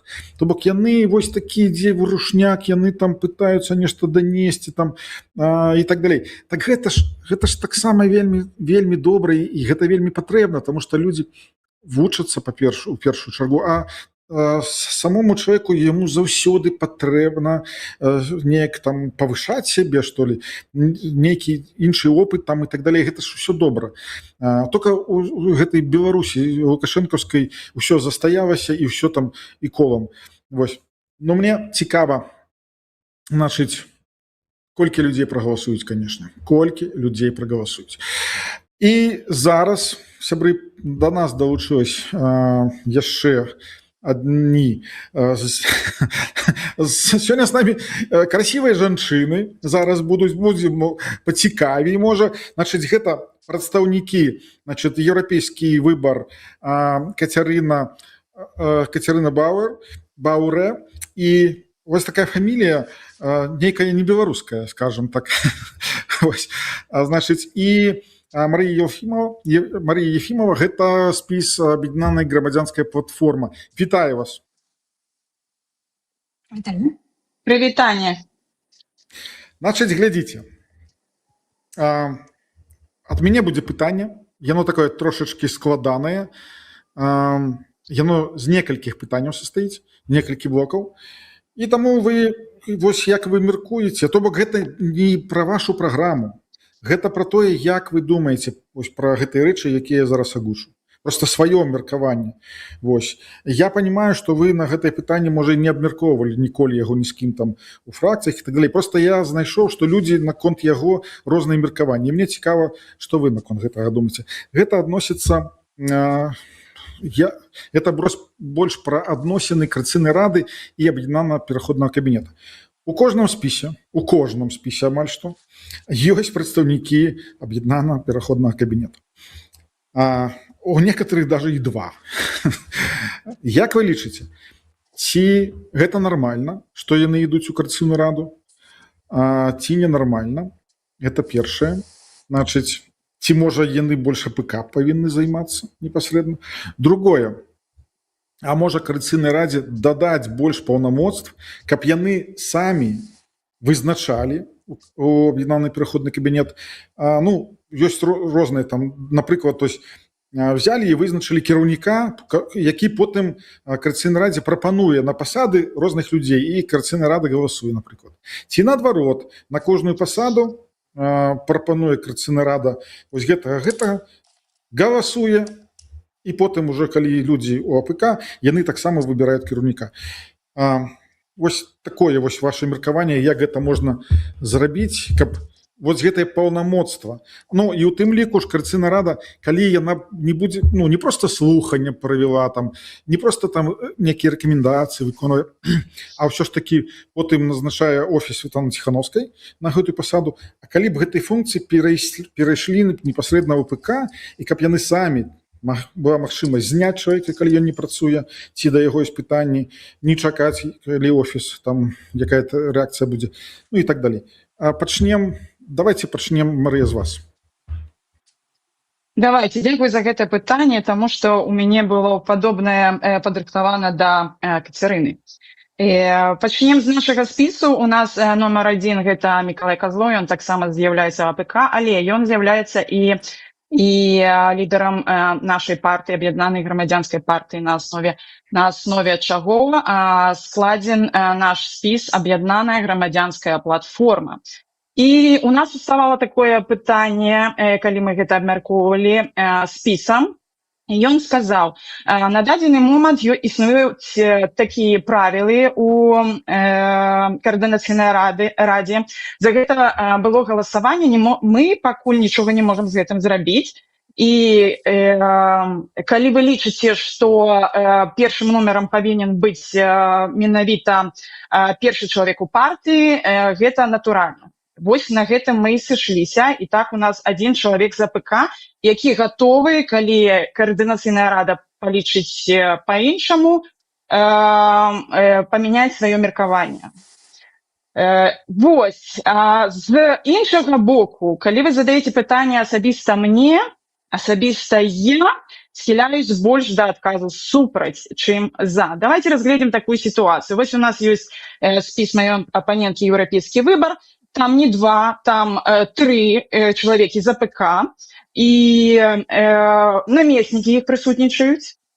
А мы глядзім, што Координацыйная рада, яна той орган, які і, скажем так, чые паўнамоцтвы і з'яўляюцца кантраляваннем аб'яднанага пераходнага кабінета. І зараз давайте мы уявім такую сітуацыю. У нас вы кажаце, што рух за свабоду і Латушка набірае першае месца. Ён таксама АПК. Потым у нас з'яўляецца кааліцыя з еўрапейскім выбарам, дзе з'яўляюцца прычым гэтыя 3 чалавекі в еўрапейскім выбары з аб'яднанага пераходнага кабінета, яны ў першай дзесятцы, разумееце? То бок яны аб'ядноўваюцца ў кааліцыю. І потым, калі у нас атрымоўваецца, што Координацыйная рада кажа, давайте АПК, зрабіце справаздачу, што вы нам робіце. А яны ўсе сабраліся і такія, не хочам, мы там у нас святы, ці яшчэ нешта, ці мы не гатовыя, ці мы проста не хочам, то і усе галасуюць супраць. То бок мы бачым яшчэ большы крызіс Координацыйнай рады, чым быў дагэтуль, калі фракцыя большасці блакавала шмат ініцыятыў. То бок асабіста маё меркаванне лепш не, чым за. І яшчэ такі добры поінт у тым, што шмат чальцоў з АПК сваю дзейнасць, як кабінетную дзейнасць, пераносіць у Координацыйную раду. То бок нават у спісе еўрапейскага выбара я бачу вельмі шмат сацыяльных пытанняў, гэта добра, гэта вельмі добра. Але ж у іх жа спісе знаходзіцца чалавек з АПК па сацыяльных пытаннях. То бок гэты чалавек працуе ў АПК, робіць сваю справу, прыходзіць у Координацыйную раду, паказвае вынікі сваёй працы, АПК нібыта гэта робіць Координацыйная рада. Ці не лепш зрабіць яшчэ аднаго чалавека, каб мы двайным ударам маглі па гэтаму ж пытанню з усіх бакоў, з боку Координацыйнай рады, з боку АПК, і яшчэ з боку дыяспар і офіса, і гэта будзе больш эфектыўна. Дзякуй. Дзякуй за меркаванне. Кацярына? Дзякуй, Марыя, за ваше меркаванне. Яно было вельмі гучнае і вельмі каларытнае. Але на пачатку, каб прыняць гэтае пытанне, трэба, мне падаецца, задацца іншым. А што такое каардынацыйная рада? Вось што для нас каардынацыйная рада? Каардынацыйная рада – гэта прадстаўнічая платформа нас, як беларусаў. Калі мы знаходзімся ў каардынацыйным савеце, ў каардынацыйнай радзе, мы можам знаходзіцца як у АПК, так і ў офісе. Гэта узмацняе нашу каардынацыю, нашай сілы і тую палітыку, якую мы праводзім для тых беларусаў, якія за нас галасуюць, якія ўжо прагаласавалі за каардынацыйную раду. У гэтым сэнс каардынацыйнай рады. Каб шмат платформаў, каб шмат ініцыятыў, каб шмат людзей паміж сабой аб'ядноўвалі свае патэнцыялы, свае таленты, свае прафесійныя досведы. І гэта вельмі важна, каб мы працавалі ў адной галіне, у адным напрамку, на тое, каб нашыя беларусы бачылі гэтую справу, каб гэтая справа была накіравана на беларусаў. Я Дзякуй. буду караценечка, хвілінак на 40. Дзякуй. Значыць, зараз у вас будзе магчымасць 5 пытанняў задаць і будзе магчымасць яшчэ рэфлексію на адказ. Калі вы пачулі адказ, адрэфлексаваць на яго. А Кацярына, пачынаем з вас. Вы ў меня чамусьці стаіце першыя, таму ўжо будзеце першыя. Прашу ваше пытанне да Марыі. Дзякуй. Спадарня Марыя, у мяне ёсць да вас пытанне. Я б хацела пачаць па разуменні вашага шляху, таму што я асабіста, я адносна новы ўдзельнік палітычнага жыцця ў фармаце каардынацыйнай рады. Таму перад дэбатамі мне патрабавалася нейкі час таксама, каб азнаёміцца з вамі, з вашай біяграфіяй, з вашым досведам. І, шчыра кажучы, я была вельмі ўражаная і вельмі испытываю пашану да вашага досведу, таму што вы ўжо больш за 20 год у палітычным жыцці і ў тым ліку у рамках аб'яднанай грамадзянскай партыі, зараз аб'яднанай грамадзянскай платформы. Я ж у сваю чаргу гэтым не займалася, я практыкуючая юрыстка, я працую з канкрэтнымі праблемамі беларусаў у Францыі. І для мяне гэтыя праблемы, гэта пытанне дакументаў, легалізацыі і іншае. Таму у мяне да вас вельмі канкрэтнае пытанне. Вы ўжо каля больш за 2 гады з'яўляецеся дзеючай удзельніцай працы ў складзе еўрапейскага выбару ў каардынацыйнай радзе. Таму я лічу, што у вас ёсць чым падзяліцца у 2 момантах. Гэта адно пытанне, але з 2 момантамі. Вось чаму ў свой час вы зрабілі ваш еўрапейскі выбар, далучыліся да гэтай каманды? І галоўнае пытанне, якія вынікі канкрэтнай вашай працы за гэтыя 2 гады вы можаце назваць як прадстаўніца гэтай каманды? Бо, на мой погляд, як юрысткі, вы таксама, калежанка моя, гэта менавіта вынікі, а не працягласць нейкай дзейнасці, яны з'яўляюцца асноўным крытэрыям палітычнай эфектыўнасці. Дзякуй за пытанне. Чаму ў свой час я прыйшла ў еўрапейскі выбар? Я думаю, што гэта будзе карысна ведаць і вам трохі гісторыі еўрапейскага выбара, стварэння. Еўрапейскі выбар быў створаны на аснове аб'яднанай грамадзянскай партыі. Спачатку спіс быў каля 30 чалавек. Большасць з іх было на аснове аб'яднанай грамадзянскай партыі, якія, між іншым, ёсць людзі зараз і ў вашым спісе, то бок нашы кадры, мы толькі радыя. І калі мяне туды запрасілі у еўрапейскі выбар, мне так было і сказана, што гэта каманда аб'яднанай грамадзянскай партыі на яе аснове і яе сяброў. Вось чаму я з задавальненнем далучылася ў свой час да спісу еўрапейскага выбара, тому што я ведала большасць людзей з гэтага спісу яшчэ са свайго дзяцінства, можна сказаць. Так как вы сказали, что я больше за 20 год у партии. Я гэтым людям давярала, я ведала накірунак, куды мы ідзем, я ведала наши прынцыпы і каштоўнасці. Вось чаму я далучылася ў свой час да еўрапейскага выбара. Потым атрымалася так, што еўрапейскі выбар, лідар еўрапейскага выбару і тыя, хто зверху, некаторыя людзі, тыя, хто не ўваходзіў у партыю, аб'яднаную грамадзянскую, яны вырашылі, што еўрапейскі выбар і што маюць права на гэты бренд, назовем ее так.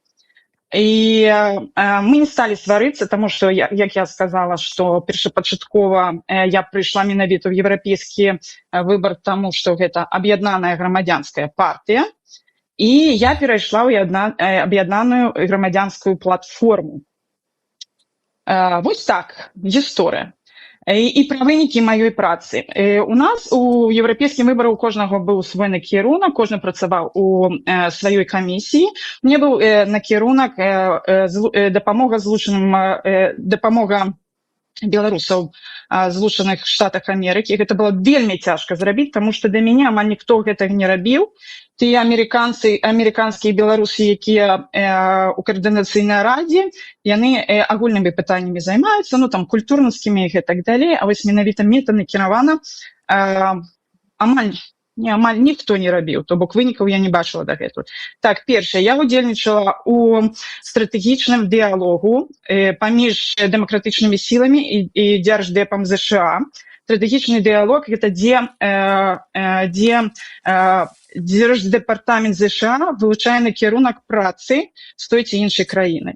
Я выступала ў палітычным блоку, казала пра палітычных зняволеных і пра сітуацыю ў Беларусі. Я лічу гэта вельмі такой грунтоўны накірунак, таму што хоць і кажуць, што палітычныя зняволеныя былі вызваленыя толькі прэзідэнтам США, але ж мы разумеем, як палітыкі, што гэта просто неймаверная праца з усіх накірункаў. Другое, мною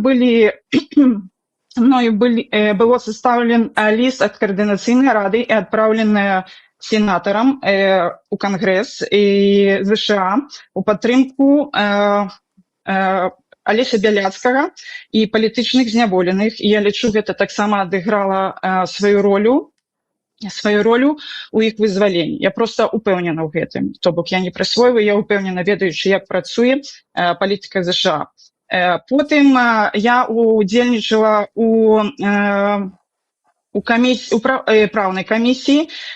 Мы дапамагалі з кейсамі беларусам ЗША, вот менавіта тыя, хто пацярпеў у 2020 годзе, і між іншым дагэтуль таксама у палітычным накірунку рабілі агляд сітуацыі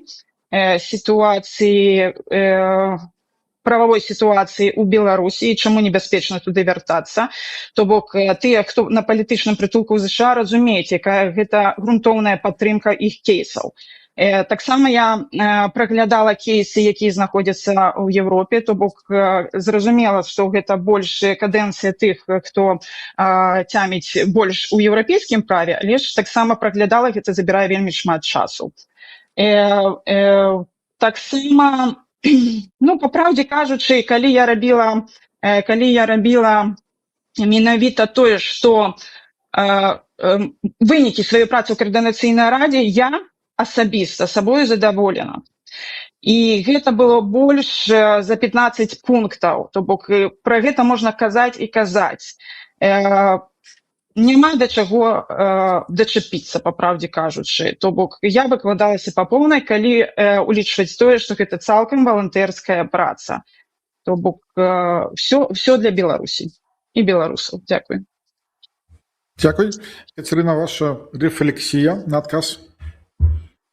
Дзякуй вялікі, гэта было вельмі файная прэзентацыя, аднак вось тыя 15 пунктаў, пра якія вы гаварылі, вашых вынікаў, ну, вы так скромна не агучылі. Мо там было яшчэ нешта большае, акрамя таго, што вы гаварылі пра праблемы, мы ўсе пра іх гаворым, ці надавалі ліст у кангрэс. Я таксама далучалася таксама да гэтага ліста. Гэта была вельмі файная праца і цудоўнае намаганне, каб насамрэч вызвалі як мага хутчэй нашых палізняволеных. У мяне няма пытанняў, таму што гэта рэфлексія. Дзякуй. Не, пытанняў не патрэбна. Дзякуй вялікі. Марыя, пытанне. Так, ну не трэба спрабаваць абясцэньваць тое, што я раблю. Дзякуй. І я для вас, як да юрысткі міжнародніцы, таксама хачу звярнуцца. Зараз у сітуацыі, у сённяшняй сітуацыі унутранай палітыкі ЗША, міграцыйнай, шмат беларусаў знаходзяцца у вельмі складаным становішчы. То бок, калі ў іх няма дакументаў, яны трапляюць у дэтэншн-цэнтры. Ну, то бок, гэта амаль за краты, скажам так. Шмат арганізацыяў унутры краіны працуе, беларускіх арганізацыяў унутры краіны, я маю на ўвазе унутры ЗША, працуе над гэтым. У нас ёсць нейкая сувязь з АПК і з юрыдычным аддзелам офіса, што таксама, якую я наладзіла, між іншым, і у сваю кадэнцыю КР3. Але сёння зранку я ўбачыла такую навіну. То бок мы ім пішам лісты, АПК, дапамажыце, чым можаце. У нас мы всімі арганізацыямі, якія знаходзяцца ў ЗША, як бы сябруем, у нас такія партнерскія адносіны, мы нікому не пераходзім адзін адному як бы дарогу. І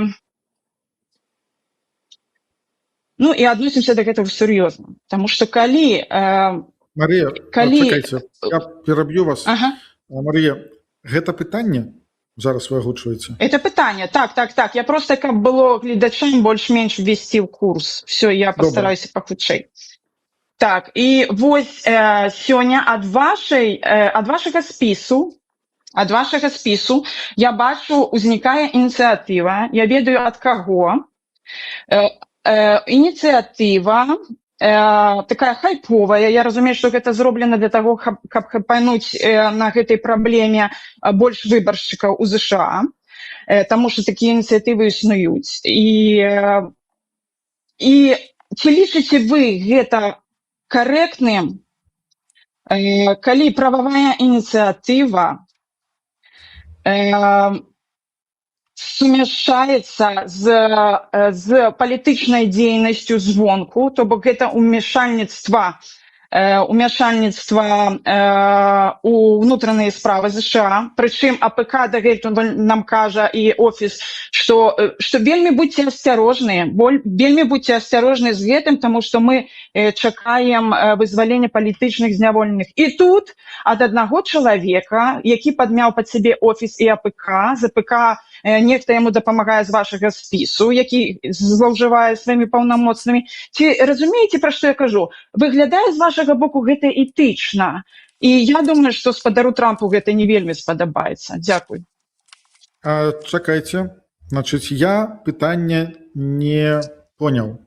Я зараз на боку гледачэй, таму я бы хацеў, каб вы больш удакладнілі, што адбылось, ад каго адбылось, якім чынам адбылось, таму што вось зараз вы пакуль кажаце загадкамі для мяне. Таму прапаную трошачкі удакладніць. Я магу насамрэч паясніць гэтую сітуацыю, гэтае пытанне і крышачку нават больш, таму што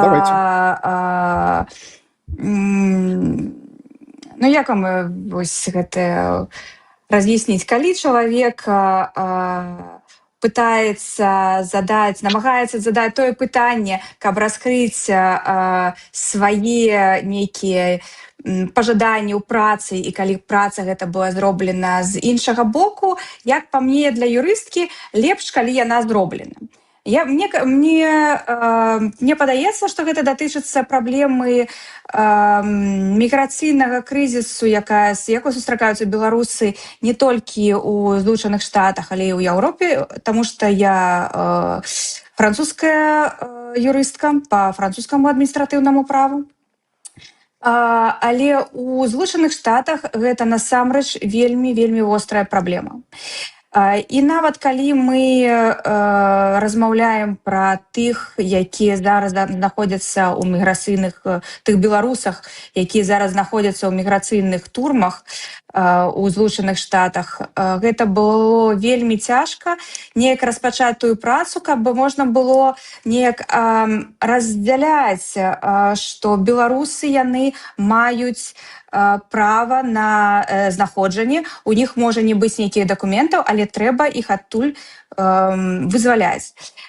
І нават вы, спадарня Марыя, калі працавалі з беларусамі і аказвалі ім дапамогу, у вашай дапамогі вы перадавалі кантакты Глеба Івашкевіча, які знаходзіцца ў нашым спісе, і потым ён ужо непасрэдна практычна і займаўся гэтай справай. І зараз, наколькі мне вядома, больш за 16 кейсаў, гэта тыя кейсы беларусаў, якія ўжо вызвалены. То бок праца па гэтаму праводзіцца актыўна і яна станоўчая. Тое, што датычыцца іншай пляцоўкі і ініцыятывы, унутраныя справы Злучаных Штатаў, мне падаецца, што, магчыма, вам трэба больш наладзіць вашу сувязь з АБАй, якой вы з'яўляецеся таксама віцэ-прэзідэнткай, наколькі я ведаю, так?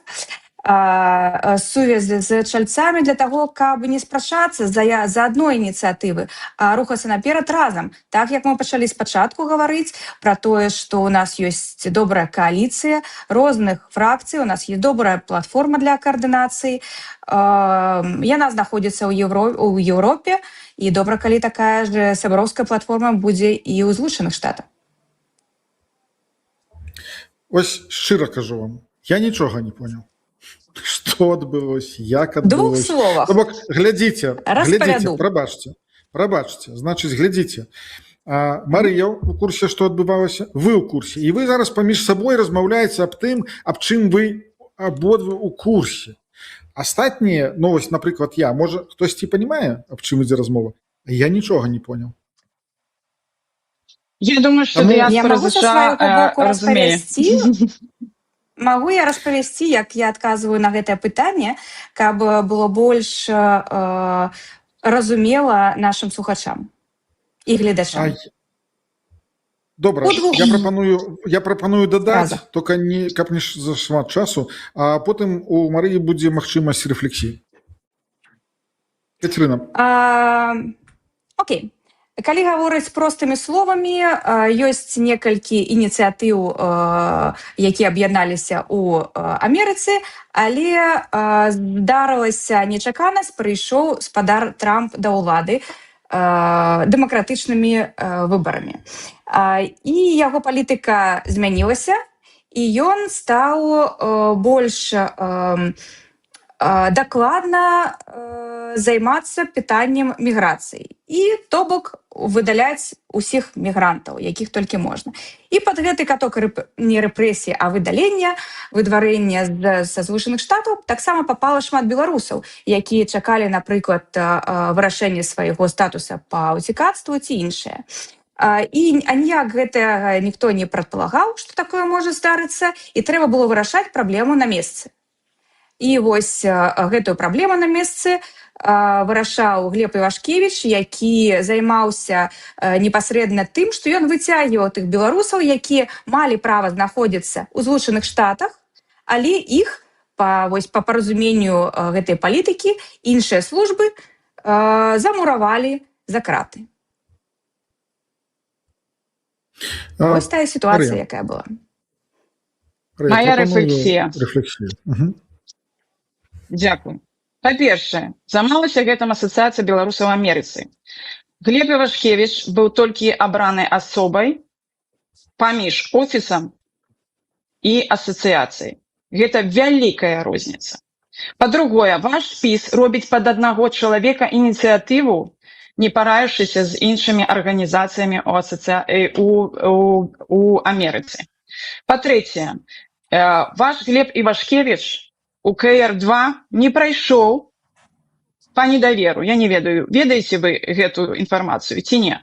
То бок вы давяраеце справы беларусаў у Амерыцы, якія уразлівая група напярэдадні выбараў, каб хайпануць на гэтай справе, аднаму чалавеку, нават яго не праверыўшы, і даў яму паўнамоцтвы, нібыта адзін Глеб Івашкевич робіць усё. У нас каманда, у нас веліч арганізацыя. Дзякуй. Так, дзякуй. Кацярына, пытанне. Окей, калі мы ўжо пачалі размаўляць пра пытанне Амерыкі і Злучаных Штатаў, ну, гэта не зусім мая вотчына, таму што я больш па Францыі і па еўрапейскім сітуацыям, якія складаюцца ў беларусаў. Але ў мяне пытанне такое, спадарня Марыя, да вас. Вось вы, асабіста вы, калі гаворыце ў сваёй біяграфіі, публічных выступах, не пра каманду, а пра вашы дасягненні, гаворыце пра дапамогу беларусам у Злучаных Штатах. Не пра тое, з кім паразмаўлялі, пагаварылі ці даслалі лісты, а непасрэдна пра дапамогу. І гэта вельмі важная тэма, бо людзям зараз патрэбна не толькі інфармацыя пра іх, але таксама і канкрэтна суправаджэнне і рашэнні. Не тое, ува што перайшла гэтая ініцыятыва, якой вы займаліся, калі спачатку гэта было платформа, каб вырашаць праблемы беларусаў у Злучаных Штатах, а потым пачалося выцягванне інфармацыі асабістай. Але я хацела б удакладніць гэтае пытанне, як менавіта ваша асабістая дапамога беларусам выглядала на практыцы там. Ці я разумею правільна, што ў шэрагу выпадкаў гэтая дапамога заключалася ў перанакіраванні да іншых структур, у тым ліку да прадстаўнікоў, напрыклад, працоўных груп, аб'яднанага пераходнага кабінета или КР. І калі гэта было так, гэта таксама добрая справа. Калі гэта было так, то удакладніце, калі ласка, якую частку гэтай працы вы б назвалі менавіта сваёй уласнай, як чалавека, які вядзе кейс да выніку, да якога выніку, і дзе праходзіць для вас мяжа паміж інфармаваннем і рэальнай адказнасцю за вырашэнне праблемаў чалавека, тых, хто за кратамі, ці не за кратамі, ці чакае рашэння. Бо, на мой погляд, у сённяшняй сітуацыі вельмі важна адрозніваць параду, перанакіраванне і адказнасць за вынік. Дзякуй за пытанне. Ну, пачнем з таго, што віцэ-прэзідэнт Асацыяцыі беларусаў у Амерыцы і абралі мяне не проста так. Таксама я намесніца старшыні Сан-Дыега, суполкі Сан-Дыега. І перанакіроўка працы – гэта адна з перанакіроўка, падказваць людзям, што, дзе ды як. Гэта адзін з накірункаў працы дэлегата Коордынацыйнай рады, гэта па-першае. Па-другое, у нас веліч кейсаў. Акрамя таго, што гэтай дэпартацыі і гэтак далей, у нас проста ёсць палітычныя кейсы. І людзі прыязджаюць, якія прыязджалі праз мяжу, праз Мексіку. Я жыву ў Сан-Дыега, гэта мяжа з Мексікі. Мы сустракалі шмат беларусаў, проста прыязджалі машынамі, сустракалі іх на мяжы. Я асабіста ездзіла у Мексіку, забірала іх. Мы дапамагалі ім ежай. Мы глядзелі, хто дзе можа жыць, шукалі ім кватэры. Хто ж, дзе што можа есць. Таксама, як вы кажаце, перанакіроўка, ведаючы ў новай краіны, калі ты прыязджаеш, вельмі важна ведаць, дзе ты можаш што ўзяць. Фудбанкі, то бок ежу, дзе ты можаш взяць, дзе ты можаш взяць страхоўку медыцынскую. То бок гэта мы з камандай дыяспаральнай тут проста безліч гэтых кейсаў. Шмат беларусаў, якія пераходзілі праз мяжу ў 2020 годзе, яны паехалі далей у Амерыцы, то бок не аселі тут у Сан-Дыега і гэтак далей. Але ж у нас быў такі менавіта пункт, дзе мы сустракалі, і між іншым не толькі беларусаў, мы вельмі дапамагалі і украінцам, то бок на базе царквы у нас менавіта мы рабілі шэлтар, дзе сустракалі тых, хто пераходзіць праз мяжу ў Мексіцы. Ну і зразумела, такія проста дыяспаральныя кропкавая дапамога. То бок мой телефон, мой телеграм ва ўсіх у доступе. Мне людзі проста тэлефануюць па беларускіх справах, там у садок нельга кудысьці, дзе можна дапамогу, кагосьці там развёўся з амерыканскім мужам, ён пагражае, што што ты астанешся нелегалам, дэпартуюць цябе і тваіх дзяцей, што можна зрабіць у гэтай справе. І проста каб ты ведаў, што ёсць такая дапамога ў ЗША. І то бок такіх кропкавых гэта веліч. І я тут ужо амаль 10 год у Амерыцы і дапамагаю беларусам не толькі таму, што я ў Каардынацыйнай радзе, я дапамагала дагэтуль і буду дапамагаць, не гледзячы на тое, абяруць мяне ці не абяруць. То бок беларуская справа гэта проста маё жыццёвае прызначэнне. Гэта я раблю ад душы, і я проста вось я адчуваю гэтую патрэбу. Дзякуй. Рэфлексія? Дзякуй вялікі, спадарня Марыя, за ваше пытанне. Гэта насамрэч тая частка працы, што і мы робім у Францыі, і гэта вельмі добра, што такія ініцыятывы і дзеянні існуюць. На жаль, я хацела бы больш дакладна ўслышаць ці то колькасць кейсаў, якія вы вядзеце, якія вынікі у вас ужо ёсць станоўчыя, таксама для таго, каб вы маглі падзяліцца гэтым досведам, і каб гэты досвед быў таксама прыкладам. Таму што трэба беларусам не толькі даваць інфармацыю, нейкія кантакты і потым адпускаць іх, але таксама павінна, каб былі людзі, мне падаецца, што яны ёсць у вашай камандзе, якія гатовы браць на сябе гэтую адказнасць і давадзіць гэтыя справы да выніку, колькі б доўга яны не доўжыліся. Дзякуй. Марыя, пытанне. Добра, невялікая рэмарка. Я не вяду гэта ўсё для статыстыкі. І маё пытанне, давайте вернемся ў Каардынацыйную раду, а то мы нешта зайшлі ў гэтыя дыяспаральныя пытанні. Давайте трохі разрадзім абстановачку. Ці лічыце вы, што Каардынацыйная рада знаходзіцца ў крызісе? І калі вы так лічыце, якія вы бачыце шляхі выхаду з гэтага крызісу? Я могу уже адказваць? Так, конечно. Гэта ўсё? Дзякуй. Вельмі добрае пытанне, таму што я гляджу на гэтую сітуацыю як на сітуацыю з Каардынацыйнай радай, на сітуацыю у публічнай прасторы, як беларуска, якая цікавіцца тым, што з намі праісходзіць, як то ў межах Беларусі, так то і, канешне же, за мяжой. І мне вельмі больно глядзець, калі я бачу, як беларусы паміж сабой сварацца, калі яны не могуць вырашыць нейкія пытанні, але я разумею, што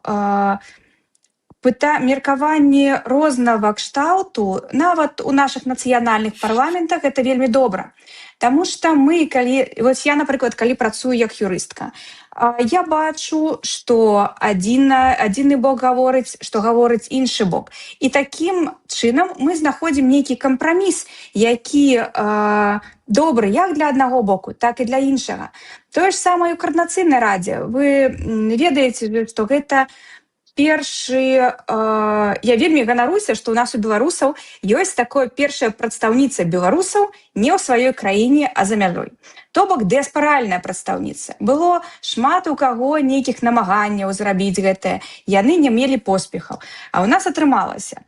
Таму Координацыйная рада – гэта вельмі добрая пляцоўка. Яна павінна працаваць, яна павінна развівацца далей, яна павінна быць падтрымана беларусамі. Тое, як мы беларусы, бачым паводзіны прадстаўнікоў Координацыйнай рады у межах яго складу, гэта можа выклікаць пытанне, але трэба таксама разумець, што наш палітычны досвед, наш палітычнае развіццё, яно яшчэ складаецца. Таму трэба даць час, каб палітычная рада, каб палітычны досвед у Координацыйнай радзе, ён сфарміраваўся. Каб людзі пачалі са спрэчак пераходзіць на абмеркаванні. І мне падаецца, што ў наступным складзе, з таго, якія спісы бачыла, якіх людзей я ведаю асабіста, якія прэтэндуюць туды на ролю ў Координацыйную раду, я ўпэўнена, што 4-й склад будзе мець добрыя вынікі, і ён будзе мець значна больш даверу з боку беларусаў. Мне хацелось бы на гэта верыць, у гэтае. Дзякуй. Марыя, якая рэфлексія будзе на такі адказ? Наконт таго, што палітычнае развіццё толькі складаецца, я не згодна. Палітычнае развіццё ва многіх ужо складзенае, напрыклад, у аб'яднанай грамадзянскай платформы. То бок аб'яднаная грамадзянская партыя, у яе каласальны досвед, палітычны досвед, і не толькі ўнутры краіны Беларусі, па-за краінай. Я на чале з ІПП, гэта партыя, еўрапейская партыя, у якой, напрыклад, у еўразвязе большасць чальцоў таксама. То бок у нас ёсць палітычны досвед у палітычных партыях.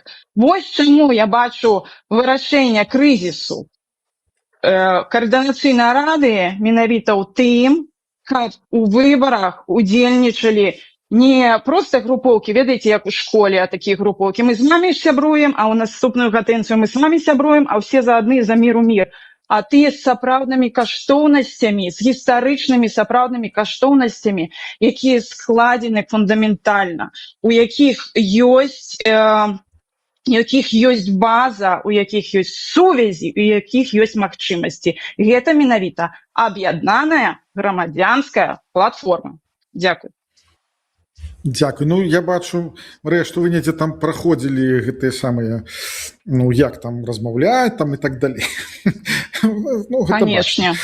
Дзякуй, сімпатыі. Але ж я тут магу дадаць только трошачку тое, што не тычыцца дэбатаў. Ніхто не забараняе палітычным партыям ісці. Вось аб'яднаная грамадзянская платформа пайшла, а астатнім-то ніхто не забараняе, чамусьці нікога не бачна. Вось, таму, дзіўна. Добра. Кацярына, вашае пытанне. Я не магу не адрэфлексаваць у сваім пытанні на тую рэкляму, якую пыталася зрабіць спадарня Марыя сваёй аб'яднанай грамадзянскай платформе. Гэта будзе пытанне, таму што мне падаецца, што шмат у каго з беларусаў існуе такое вось каранёвае пытанне, што датычыцца тых, хто даўно у палітычным жыцці Беларусі, 20 год, мне падаецца, з 95-го года, так, Марыя? Гэта не пытанне, гэта удакладненне.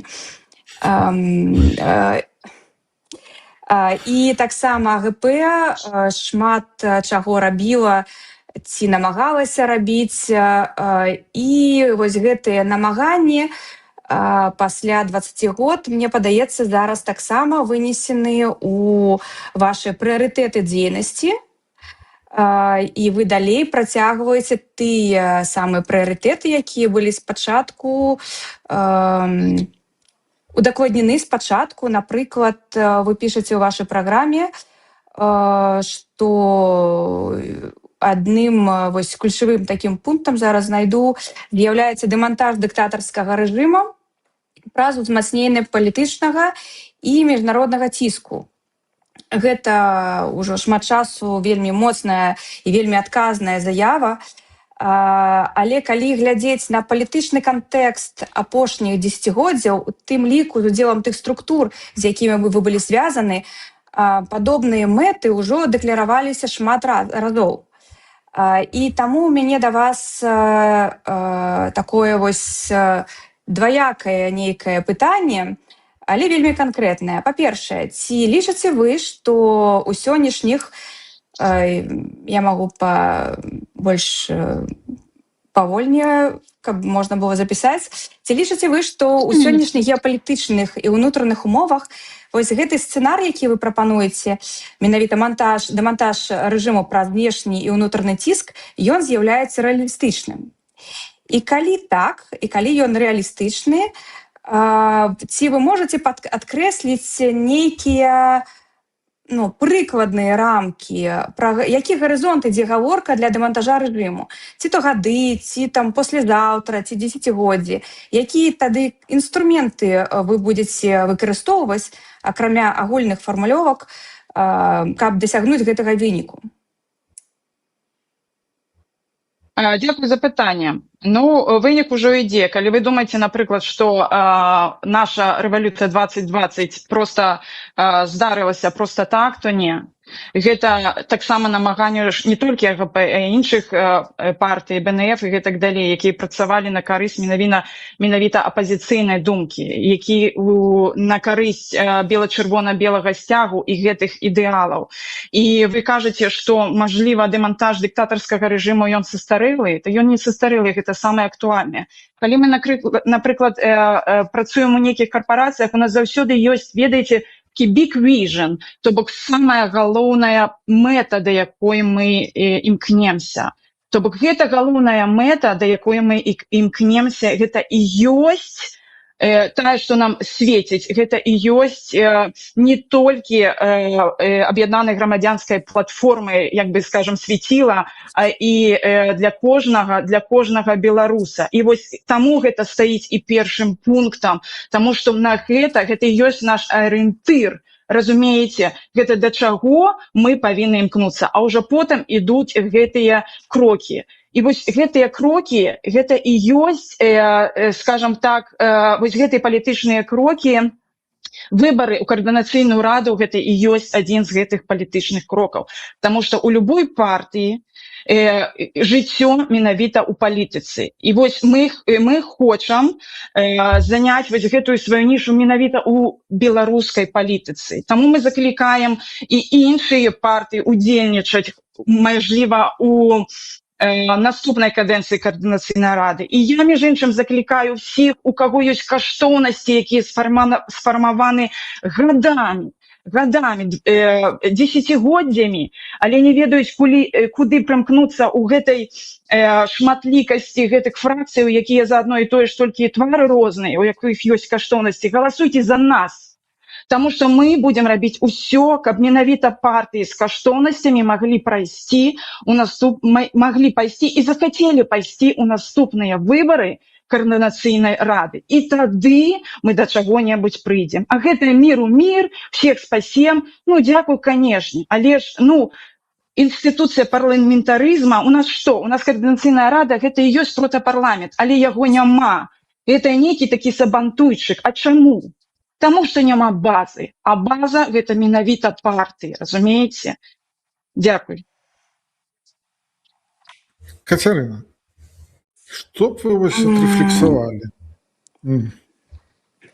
Гэта я падсумавала, выбачайце.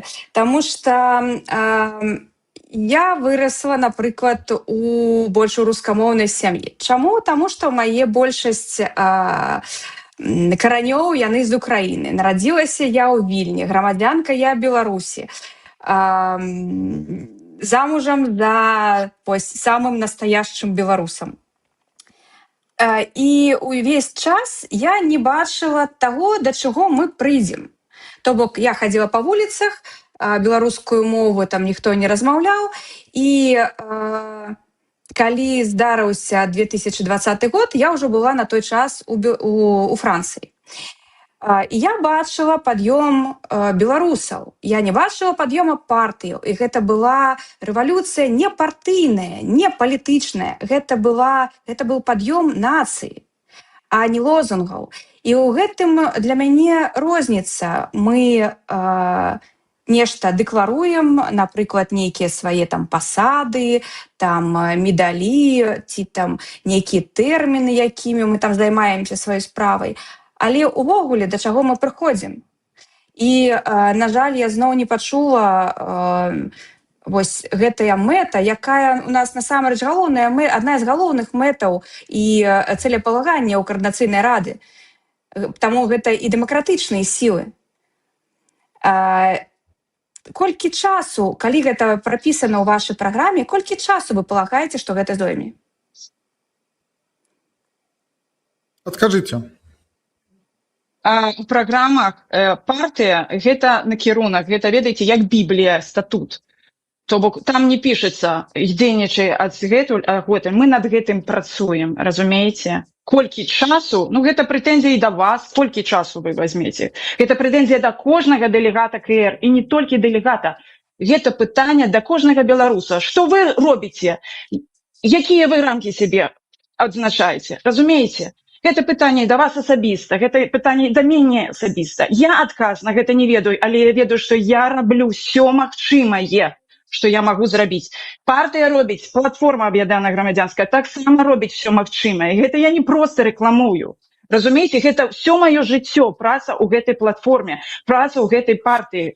Яна паўсюль са мною, і Беларусь паўсюль са мною. І ніхто не можа вам гэта адказаць. Ні Ціхановская, ні Трамп, ніхто. Давайте разам працаваць, давайте рабіць ўсё магчымае, што можна зрабіць. А рамкі, можна зрабіць, давайте. Вось у кадэнцыю наступную 2 года, вось мы з вами, калі трапляем у Каардынацыйную раду, Кацярына, давайте мы з вами зробім вось за 2 гады ўсё магчымае па нашых проста праграмах, якіх вось вы ад еўрапейскага выбара, я ад аб'яднанай грамадзянскай платформы, мы зробім ўсё магчымае, каб хаця б каб гэтыя пункты максімальна былі выкананы. І вось гэта, я лічу, першапачатковай будзе наш з вами крок. А першы крок кожнага беларуса, каму не ўсё роўна на лёс Беларусі, першы крок будзе гэта прагаласаваць у Каардынацыйную раду. Не проста сядзець, ой, а што вы зрабілі, ой, а што партыі зрабілі, ай, гэта быў проста пад'ём усёй нацыі, тое-сёе, сядзець на канапах і нешта казаць. Прагаласуйце, а потым пытайце з нас. І не потым, а можаце і зараз нават пытаць з нас. Галасуйце, гэта будзе ваш першы крок. Тым больш гэта небяспечна. Бяспечней, чым выйсці на мітынг. Дзякуй. Дзякуй, я свае 5 капеечак уставлю, якія не тычацца вашых дэбатаў, але ж наконт, я шмат разоў чуў наконт таго, што апазіцыйныя партыі ў Беларусі нічога не рабілі. Я магу сказаць так, што яны рабілі ўсё магчымае, даже больш магчымага. Я гэта ведаю проста дакладна. Так? І я ведаю, як гэтых людзей прэсавалі, якія прыпоны ім ставілі. Яны не маглі нідзе добраўладкавацца, яны не маглі, то бок, усё было. А вось, помніце плошча 2010, напрыклад, гэта хто зрабіў? І я лічу, што тое, што адбылося ў 2020 годзе, тут таксама вельмі вялікі ўплыў тое, што існавалі апазіцыйныя партыі. І не дарма Лукашенко іх адразу зачыніў. Не дарма. Ён гэта зрабіў не проста, гэта маё меркаванне, наконт палітычных партый. Таму я лічу, што яны існавалі, гэта понятно, што хтосьці працаваў больш, хтосьці менш, хтосьці меў больш уплыў, хтосьці менш і так далей. Але ж яны існавалі, яны працавалі, былі вельмі добрыя сувязі з еўрапейскімі рознымі партнёрамі. Еўропа ведала, што адбываецца ў Беларусі у тым ліку па большасці ад таго, што былі апазіцыйныя партыі. Яны прымалі ўдзел у розных выбарах і ведалі пра гэтую сістэму, ведалі, як ідзе, арганізоўвалі там на предвыбарчых участках ты самыя наблюдателі сваіх ставілі. То бок, усё гэта рабілі непасрэдна і актывісты, і апазіцыйныя партыі. Але ж мы вярнаем да дэбатаў. Спадар Александр, я вельмі ўдзячна вам за гэту рэфлексію, але зараз вы сказалі крышачку іншае, што я пыталася данесці. Я пыталася данесці, што у нас насельніцтва, яно мела вялікі ўплыў, таму што гэта было нацыянальны пад'ём. Я не гавару, што партыі мала што рабілі. Я ведаю асабіста людзей, якія... Нават у мяне вось мой брат, ён сядзеў за тое, што ён капаў крыжы ў курапатах. Так само за гэта. Я таму і кажу, што былі і актывісты, якія не ўваходзілі ні ў якія палітычныя там рухі і так далей. Яны таксама шмат чаго рабілі, але ж аб'ектыўна кажучы, потому што пра гэта шмат хто кажа, што вось вы там бывая пазіцыя, для нас нічога не дабілись. Такое вось гучыць, так? Але ж шмат насамрэч дабілись да... я веру у добрае светлае будучыні Беларусі. Я веру. І я лічу, што апазіцыйныя партыі, якіх знішчылі зараз у Беларусі, я таксама шмат чаго ў гэтым накірунку зрабілі. Кацярына, ваше пытанне да Марыі.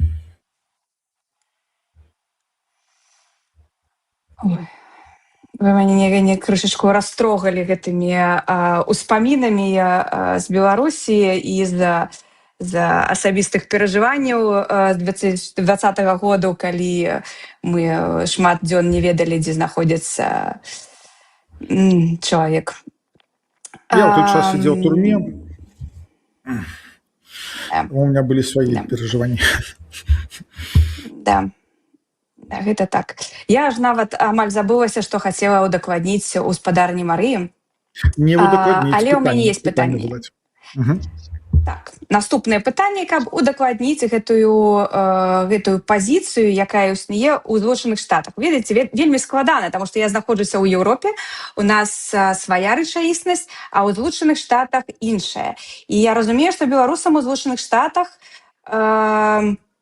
значна складаней, таму што яны знаходзяцца далёка ад цэнтру прыняцця рашэнняў дэмакратычных сілаў, ад цэнтру, як, напрыклад, у Варшаве, цэнтр руху беларускага, і таксама шмат якія вельмі палезныя, вельмі добрыя рэчы, якія зараз існуюць. Але, напрыклад, з таго боку, з чым сустракаюцца амерыканскія беларусы, канешне, спадарня Марыя лепш гэта ведае, існуе такая праблема, якую Марыя ўжо закранула. Гэта пажаданне, напрыклад, калі яно ёсць, пажаданне галасаваць на выбарах у Каардынацыйную раду. Марыя прызывае за тое, каб галасавалі. Я таксама прызываю за тое, каб галасавалі. Але ў нас у Еўропе ёсць магчымасць. Шмат у мяне асабістыя сябры і мае аднакласнікі таксама, шмат хто з'ехаў у Амерыку, шмат хто з іх рве пашпарты, шмат у каго іх забіраюць, няма магчымасці. Няма магчымасці прагаласаваць на выбары ў Каардынацыйную раду. Вось хачу, партыйны, ідэйны, а магчымасцяў няма. Вось што, якія ў вас існуюць механізмы, вось у нас у Еўропе адні, якія ў вас існуюць механізмы ў Злучаных Штатаў, каб даць гэтым беларусам, якіх зашмат у вас, магчымасць прагаласаваць? Цікавае пытанне. Я ведаю, да чаго вядзецца. Да абвялення аднаго іх чальца ў спісе. Так, у нас ідуць перамовы па... ён, я думаю, ведае. У нас ідуць перамовы па асацыяцыі беларусаў у Амерыцы. Не асацыяцыя беларусаў у Амерыцы. Кожны чалавек... От чым пытанне. У кожнага беларуса ёсць пашпарт. У каго яго забірае? Хто яго забірае? Хто дзерве пашпарт? Калі падаюцца на міжнародную абарону, і чалавек атрымлівае міжнародную абарону, у яго няма пашпарта. Не, ёсць. Я на міжнароднай ахове, у мяне паспарт і беларускі. Гэта ў Еўропе. У нас, напрыклад, у Францыі забіраюць пашпарты, напрыклад, у Польшчы іх пакідаюць. А частка, якая, напрыклад, выпадак беларусаў, якія праз Мексіку намагаліся прыйсці ў Злучаныя Штаты, яны і рвалі ці пакідалі, ці там знішчалі свае пашпарты. Вось як ім быць? Ніхто не знішчаў, без пашпартоў ім нічога не дадуць. Як будуць іх ідэнтыфікаваць, хто яны і адкуль? Ніхто не рве пашпарты, ніхто іх не знішчае. Што за інфармацыя странная? Калі у чалавека Ну, няма гэта пашпарту, з адкуль ты? З асабістага Гондураса, з Беларусі адкуль ты? Як памежніку, як дзяржаўнаму чыноўніку Амерыкі ідэнтыфікаваць, адкуль ты і хто ты? Калі ў цябе няма пашпарту, ты ніхто. Ты просто кажаш, я беларус, то ты звяртайся ў амбасаду ў Беларусі, у Вашынгтоне, якая працуе там праз раз. Ну, то бок, якое галасаванне? Чалавека за краты пасадзяць, яму не да галасавання, не ў КР. Я, конечно, вось такія, хто не галасуюць, я разумею. Можна іх выбачыць. Не, у людзей, можа, вас просто не так праінфармавалі, у людзей, якія прайшлі праз межу ў Мексіку, у іх ёсць пашпарты. То бок, як іх ідэнтыфікаваць? Ну, тут просто, як бы, тэхнічна, тут столькі краінаў просяць гэтага, як бы, уцякацтва, гэта не тое, што там украінцы, беларусы ў Польшы толькі. Тут з усяго свету едуць і бягуць праз Мексіку. То бок, калі ў цябе няма пашпарту, то ўсё. Ты будзеш сядзець да пасінення, пакуль цябе не выратуе лукашэнкаўская амбасада, чым яна не будзе там займацца. Ну, гэта іншае пытанне. Ну, такіх я выпадкаў, па правдзе кажучы, не чула. Так што, не ведаю, як я адказаць. Выбачайце. Рефлексію. Ну, я магу вам удакладніць, што насамрэч наконт праву аб уцікацтве у чалавека можа ўвогуле не быць ніякага дакумента, які удакладняе асобу, таму што гэта абсалютнае права. Я разумею, што дзесьці гэта дзейнічае лепш, дзесьці менш. У Злучаных Штатах, дзякуй Богу, яно дзейнічае, і наяўнасць пашпарту ці яго адсутнасць не можа быць падставай для адказу у тым, каб чалавек запытаў цікавства. Вось, насамрэч, скажыце на мяжы. Ну, я гэта гавару на мяжы з Францыі, тады, калі у маіх падапечных няма пашпартоў увогуле аніякіх. Напрыклад, калі забралі ў Германіі пашпарты, чалавек прыязджае ў Францыю і падае на ўцікацтва. І такіх выпадкаў вельмі шмат. Таму я гэта ведаю з практыцы, з тым, што робіцца. Складаней, калі потым яны вырашуць пашлюбіцца. Вось гэта складанне, але таксама ёсць вырашэнні. Насамрэч, мне падавалася, што вы ведаеце, што АБА, што, таму што вы знаходзіце, у вас каманда, што зараз дамовіліся, каб прывесці магчымасць тэхнічную, зрабіць таксама пашпарты Новай Беларусі ў Амерыку, каб людзі тэхнічна маглі мець магчымасць зрабіць сабе, замовіць сабе таксама пашпарты Новай Беларусі.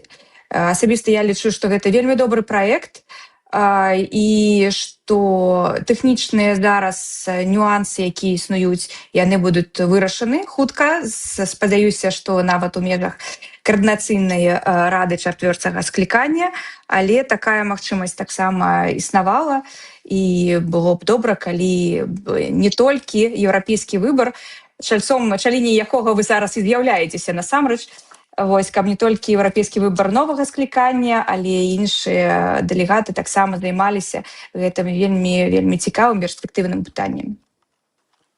Дзякуй. Добрая ініцыятыва. Дзякуй. Не рефлексія. Моя рефлексія, выбачайце. Уже рефлексія была. Але я дадам, што у меня пашпарт Новай Беларусі ёсць, і я таксама лічу, што гэта добрая ініцыятыва. Марыя, ваше пытанне.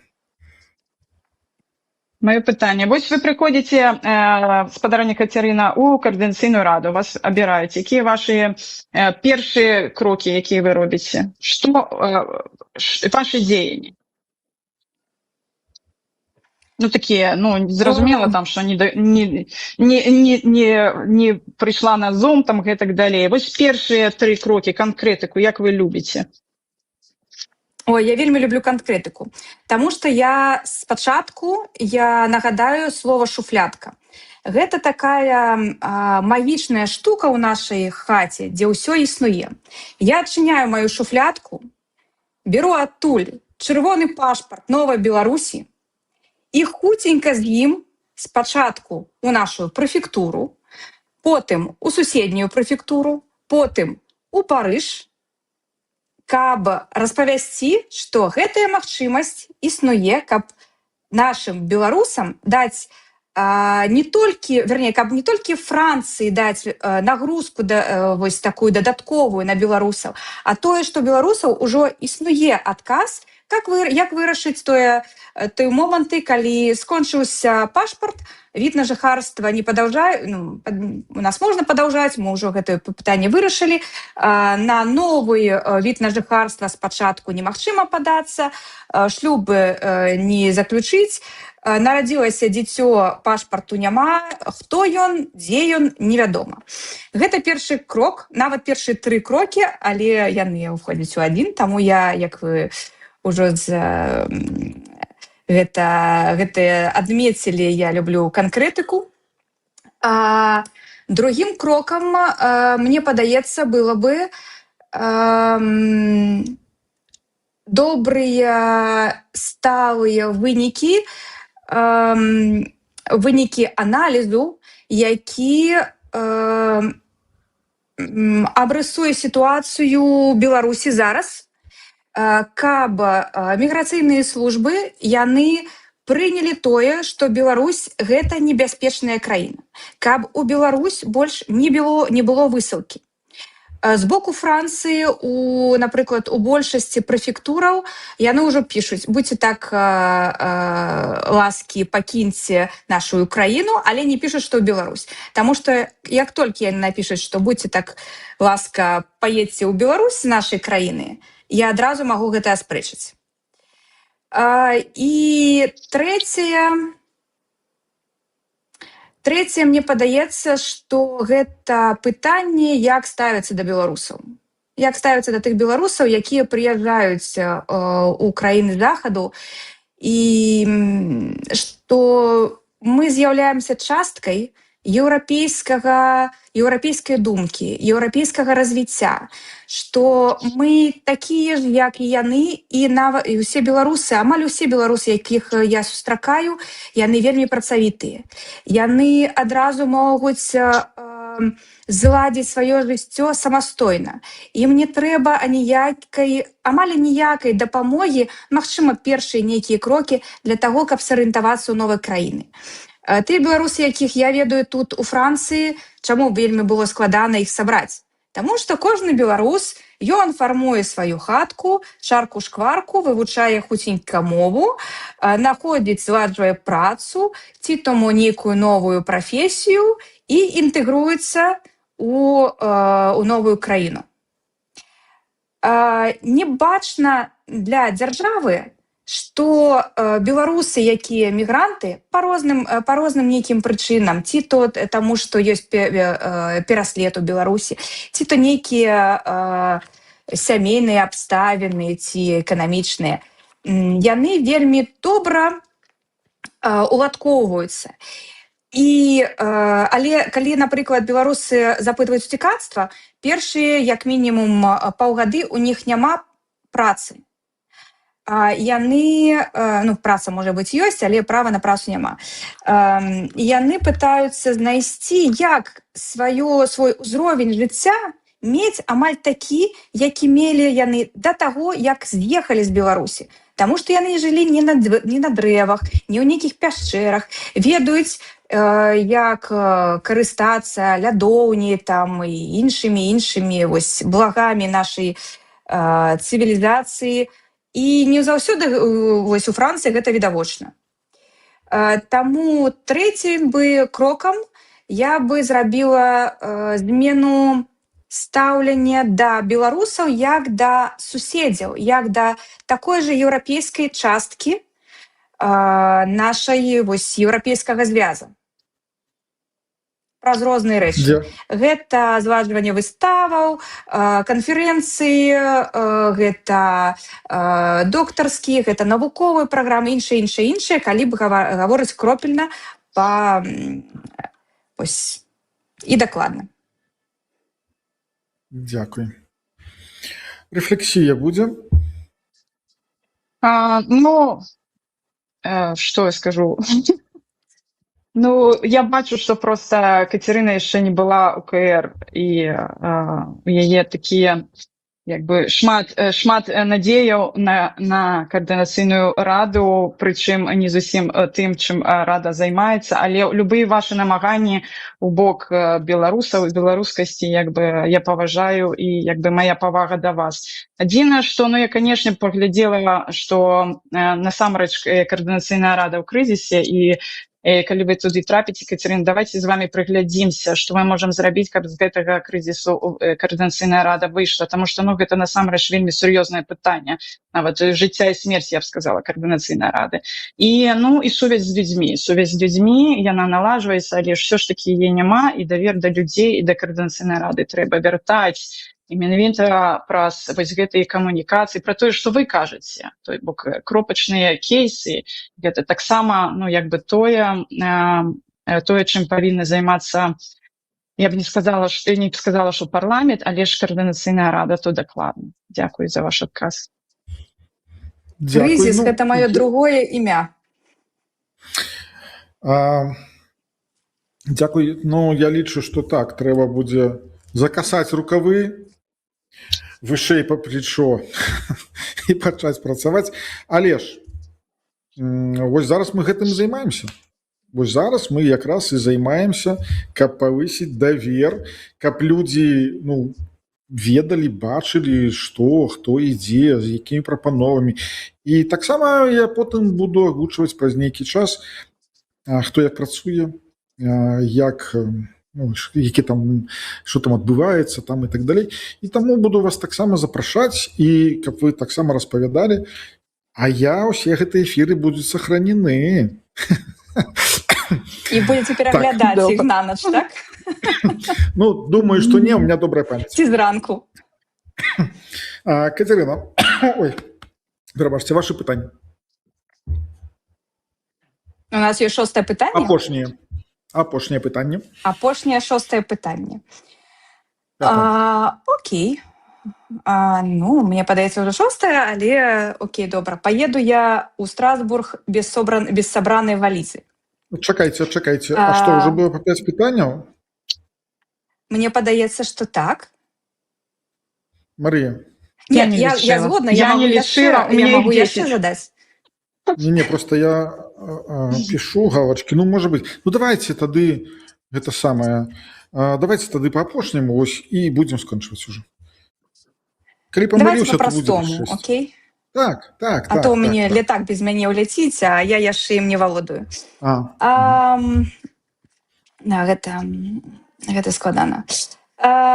Окей, з кейсамі мы разабраліся, што гэта агульнае пытанне, мы не будзем ім займацца і задаваць.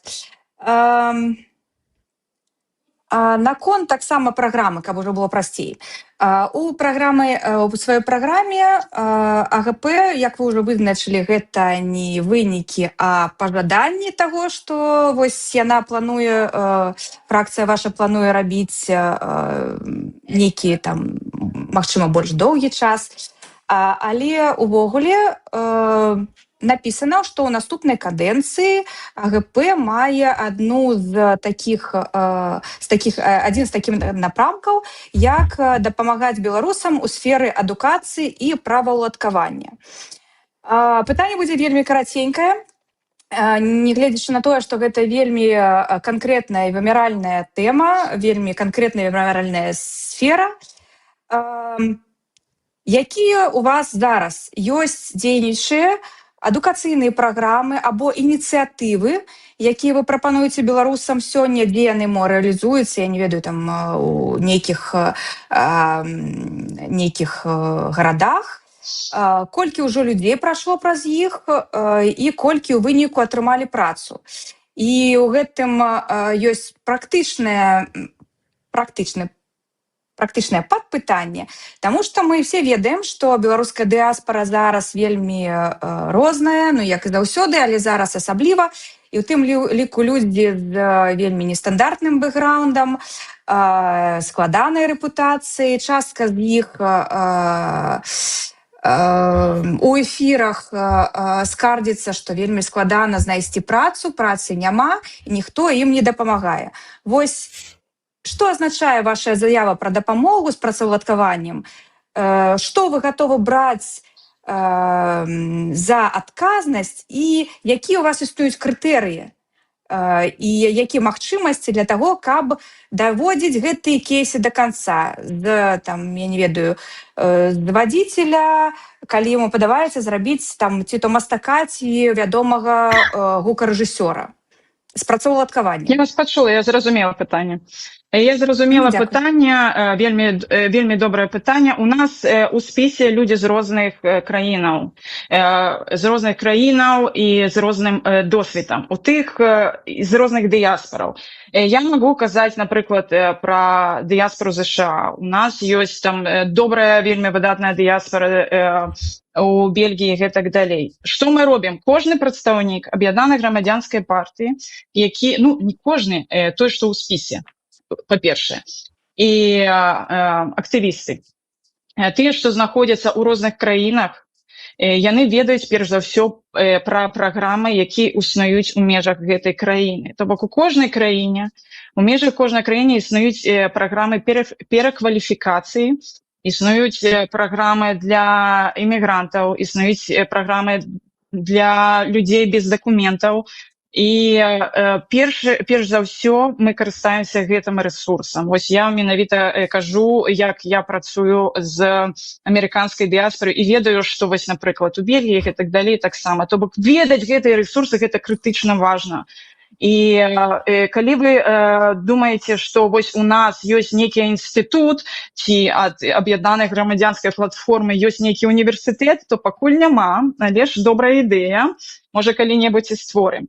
Вось, то бок мы працуем з гэтымі праграмамі. Вы кажаце, перакваліфікацыя. Перакваліфікацыя таксама з, як вы кажаце, з кіроўцы да мастака, з мастака да кіроўцы.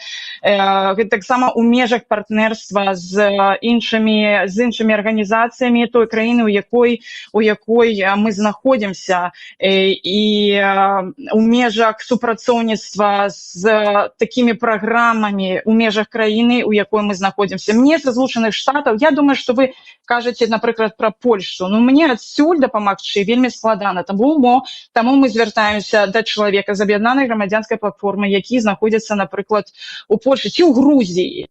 І яны ведаюць гэтыя рэсурсы. І мы даем беларусам гэтыя рэсурсы, якімі яны могуць скарыстацца. Мы не можам, на жаль, гарантаваць нешта. То бок гэта перш за ўсё, гэта рэсурс чалавека. Я не магу гарантаваць, што гэты чалавек будзе добра вучыцца, што гэты чалавек вывучыць добра мову на такі ўзровень, каб адразу стаць там ці здаць на доктара, хаця ён і быў доктарам у Літве, у Беларусі, каб стаць доктарам у Літве ці дзесьці. Але ведаеш, што такія выпадкі ёсць, і таксама дзякуючы актывістам нашай партыі, якія падказваюць, дзе можна вывучыць мову бясплатна, ці з мінімальнай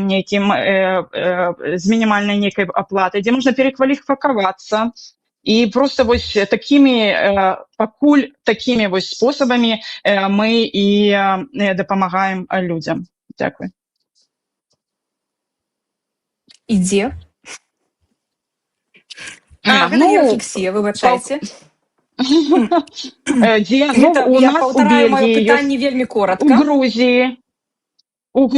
Добра, можа, я просто не полностью сказала. Які платформы ёсць, якія школы, куды можна звярнуцца беларусам? Звяртайцеся наўпрост у аб'яднаную грамадзянскую платформу, у аб'яднаную грамадзянскую партыю. Кажыце, якая у вас краіна.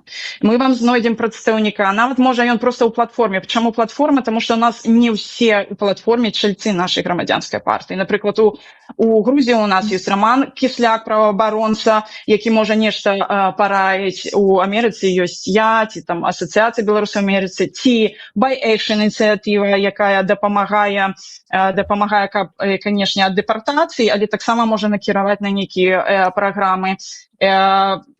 У Польшы у нас ёсць прадстаўнікі, у нас ёсць у Бельгіі прадстаўнікі, вось, то бок яны нават працуюць, і у нас ёсць дэпутатка, якая працавала у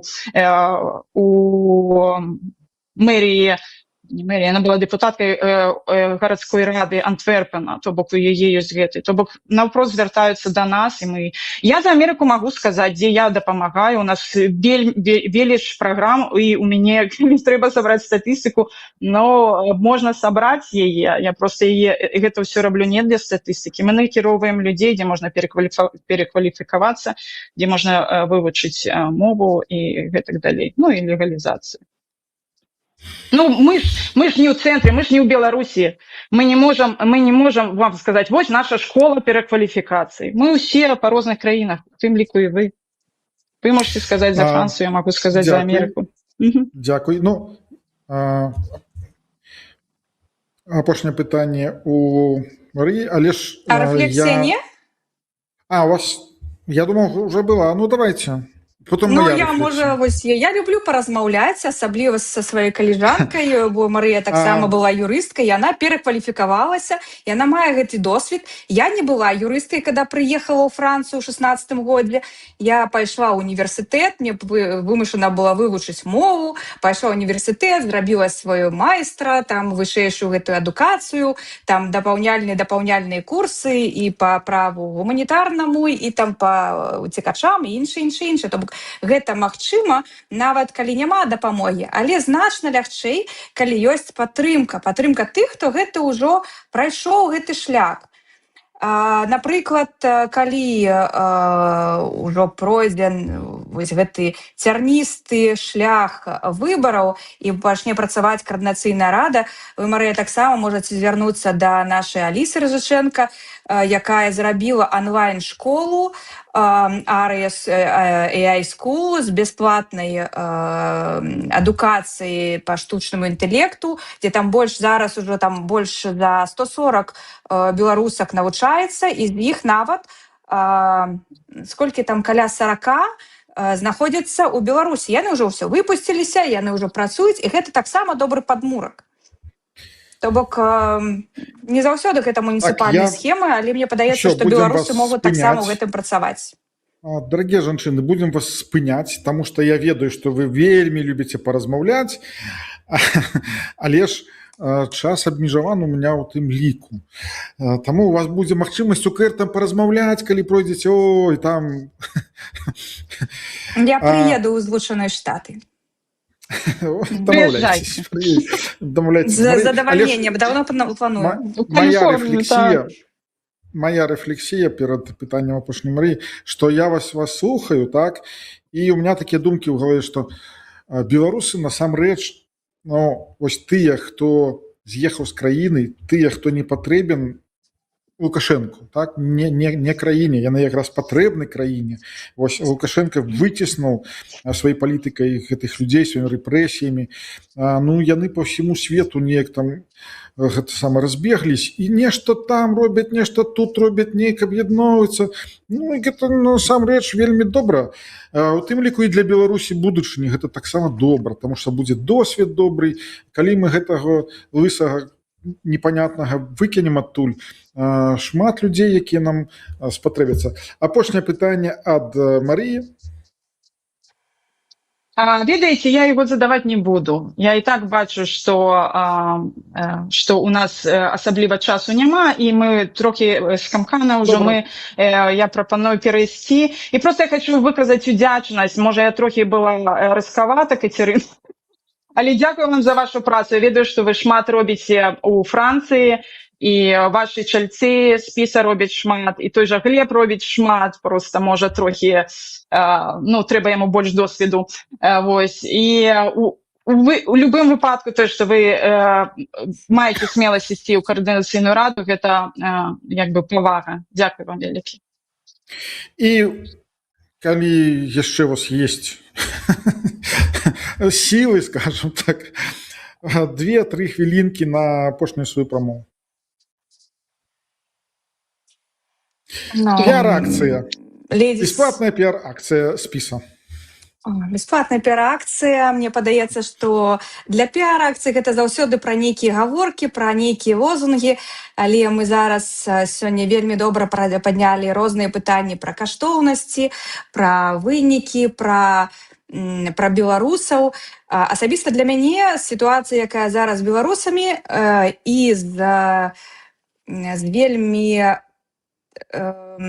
вельмі такімі здоркамі беларусамі, гэта глобалізацыя беларусаў у свеце. Беларусы знаходзяцца паўсюду, яны глобалізуюцца, гэта такая вось сетка, калі адзін беларус другога і трэцяга падтрымлівае. Беларус беларусу беларус. І для таго, каб далей гэта працавала, такая ўзаемападтрымка і глобалізацыя беларусаў свету, трэба будзе гэты таварны знак палажыць. Трэба не толькі рабіць дэкларацыі, публікацыі, нейкія заявы, але, як добра сказала Марыя, рабіць працу. Рабіць працу у кантакце адным з адным. І для мяне гэта відавочна, таму што я бачу людзей, з якімі я працую кожны дзень, я бачу людзей без дакументаў, сем'і ў складаных сітуацыях, беларусы, з якімі патрэбна працаваць дзеяннем, а не толькі абяцанкамі нейкімі ці інфармацыяй. І мы добра ведаем, як выглядаюць праблемы ў рэальнасці. Яны вельмі адрозніваюцца ад таго, што задэкларавана. Таму я хачу пажелаць усім нам, каб мы менш дэкларавалі, больш рабілі добрых спраў адзін аднаму, падтрымлівалі адзін аднаго. І я лічу, што калі меня запытвалі, чаму я выбрала пайсці ў фракцыю «Еўрапейскі выбар», мне падаецца, што гэта было адзін з маіх адказаў для сябе самой. Таму што калі мы знаходзімся ў коле прафесіяналаў, калі мы можам падзяліцца паміж сабой вынікамі, падказаць адзін аднаму нейкай парадай добрай і потым кансалідавана прыносіць пользу, дапамогу бачную, чутную і якая мае вагу, гэта вельмі карысна. І што я хачу сказаць напаследак, па-першае, я лічу, што трэба кожнаму беларусу, у каго есть такая магчымасць і хто бачыць для сябе бяспечнасць, а гэта бяспечныя зараз і ў прошлым разе былі выбары, галасаваць, праводзіць, прымаць удзел у галасаванні ў каардынацыйную раду. Прыняць удзел у галасаванні, выбіраць еўрапейскі выбар. Для кожнага за гэтай фразай стаіць сваё, ці свой еўрапейскі выбар, ці нейкае прадстаўленне аб ім. І, канешне, давяраць тым прафесіяналам, якія робяць свае дзеянні ў сваёй галіне і робяць іх добра. Дзякуй.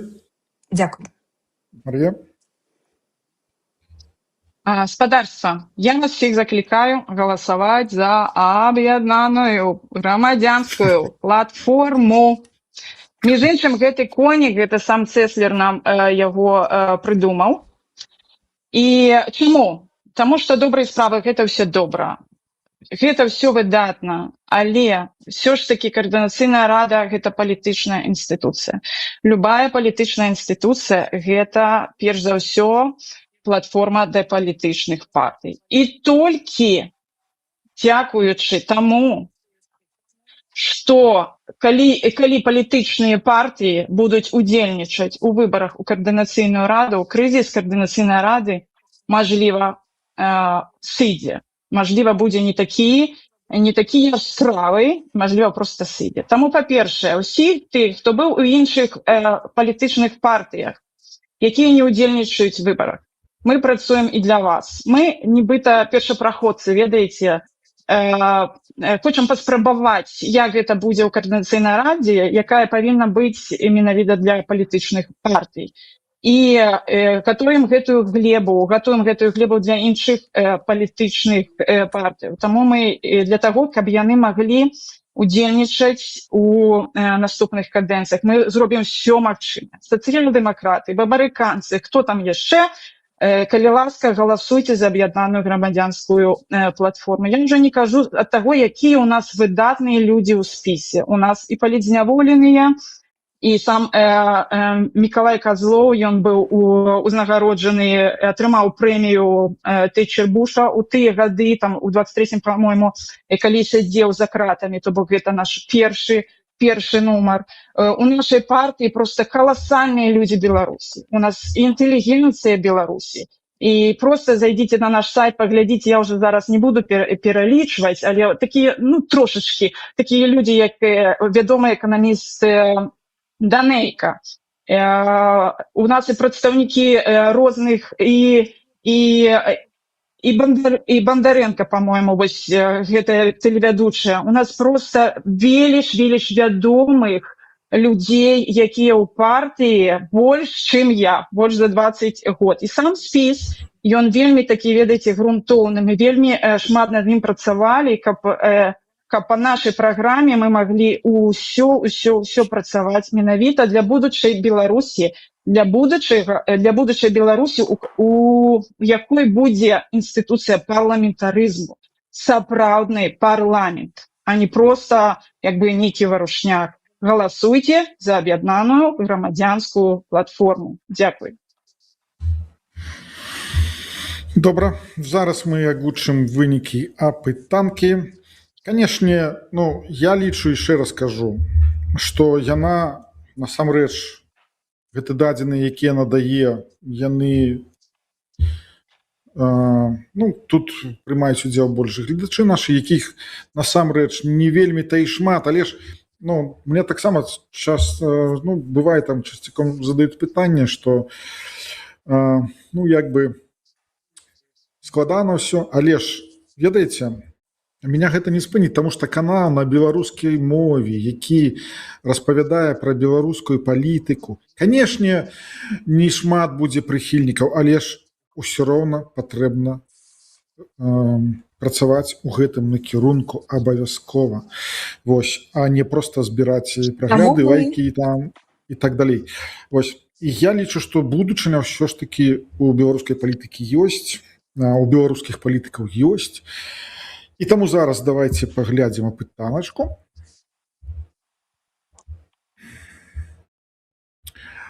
Так, гэта не тая апытанка, прычым тут тушка і рух воля.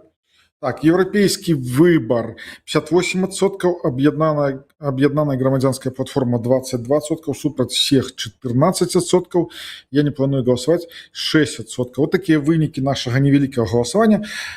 Я лічу, што было б недрэнна, каб ваши спісы, конечно, былі у Каардынацыйнай радзе, а тым больш, што судзячы па дэбатах вы там знойдзеце агульныя тэмы. Вось, і гэта будзе карысна беларусам. Таму вялікі дзякуй, што далучылись до нас. Вось, калі будзе жаданне, вы можете звязацца са мной, у вас ёсць са мной сувязь, і мы можам таксама яшчэ зрабіць нейкія дэбаты, калі вам будзе цікава, там нейкі іншы спіс, каго можна будзе трошачкі пагрызці. Вось. Дзякуй вялікі, што далучылись. Жыве Беларусь. Дзякуй вялікі, Алесь, жыве вечна. Вось так, сябры, прайшлі нашы сённяшнія дэбаты.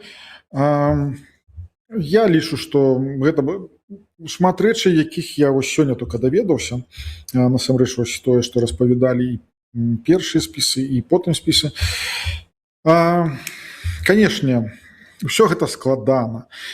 Усё гэта, гэта наш путь. Вось я лічу, што гэта такі наш шлях, такі цяжкі, вось цягнуць, і ўсё не так, як вось лічылі шмат хто, што вось зараз там шашкамі парубаем і так далей.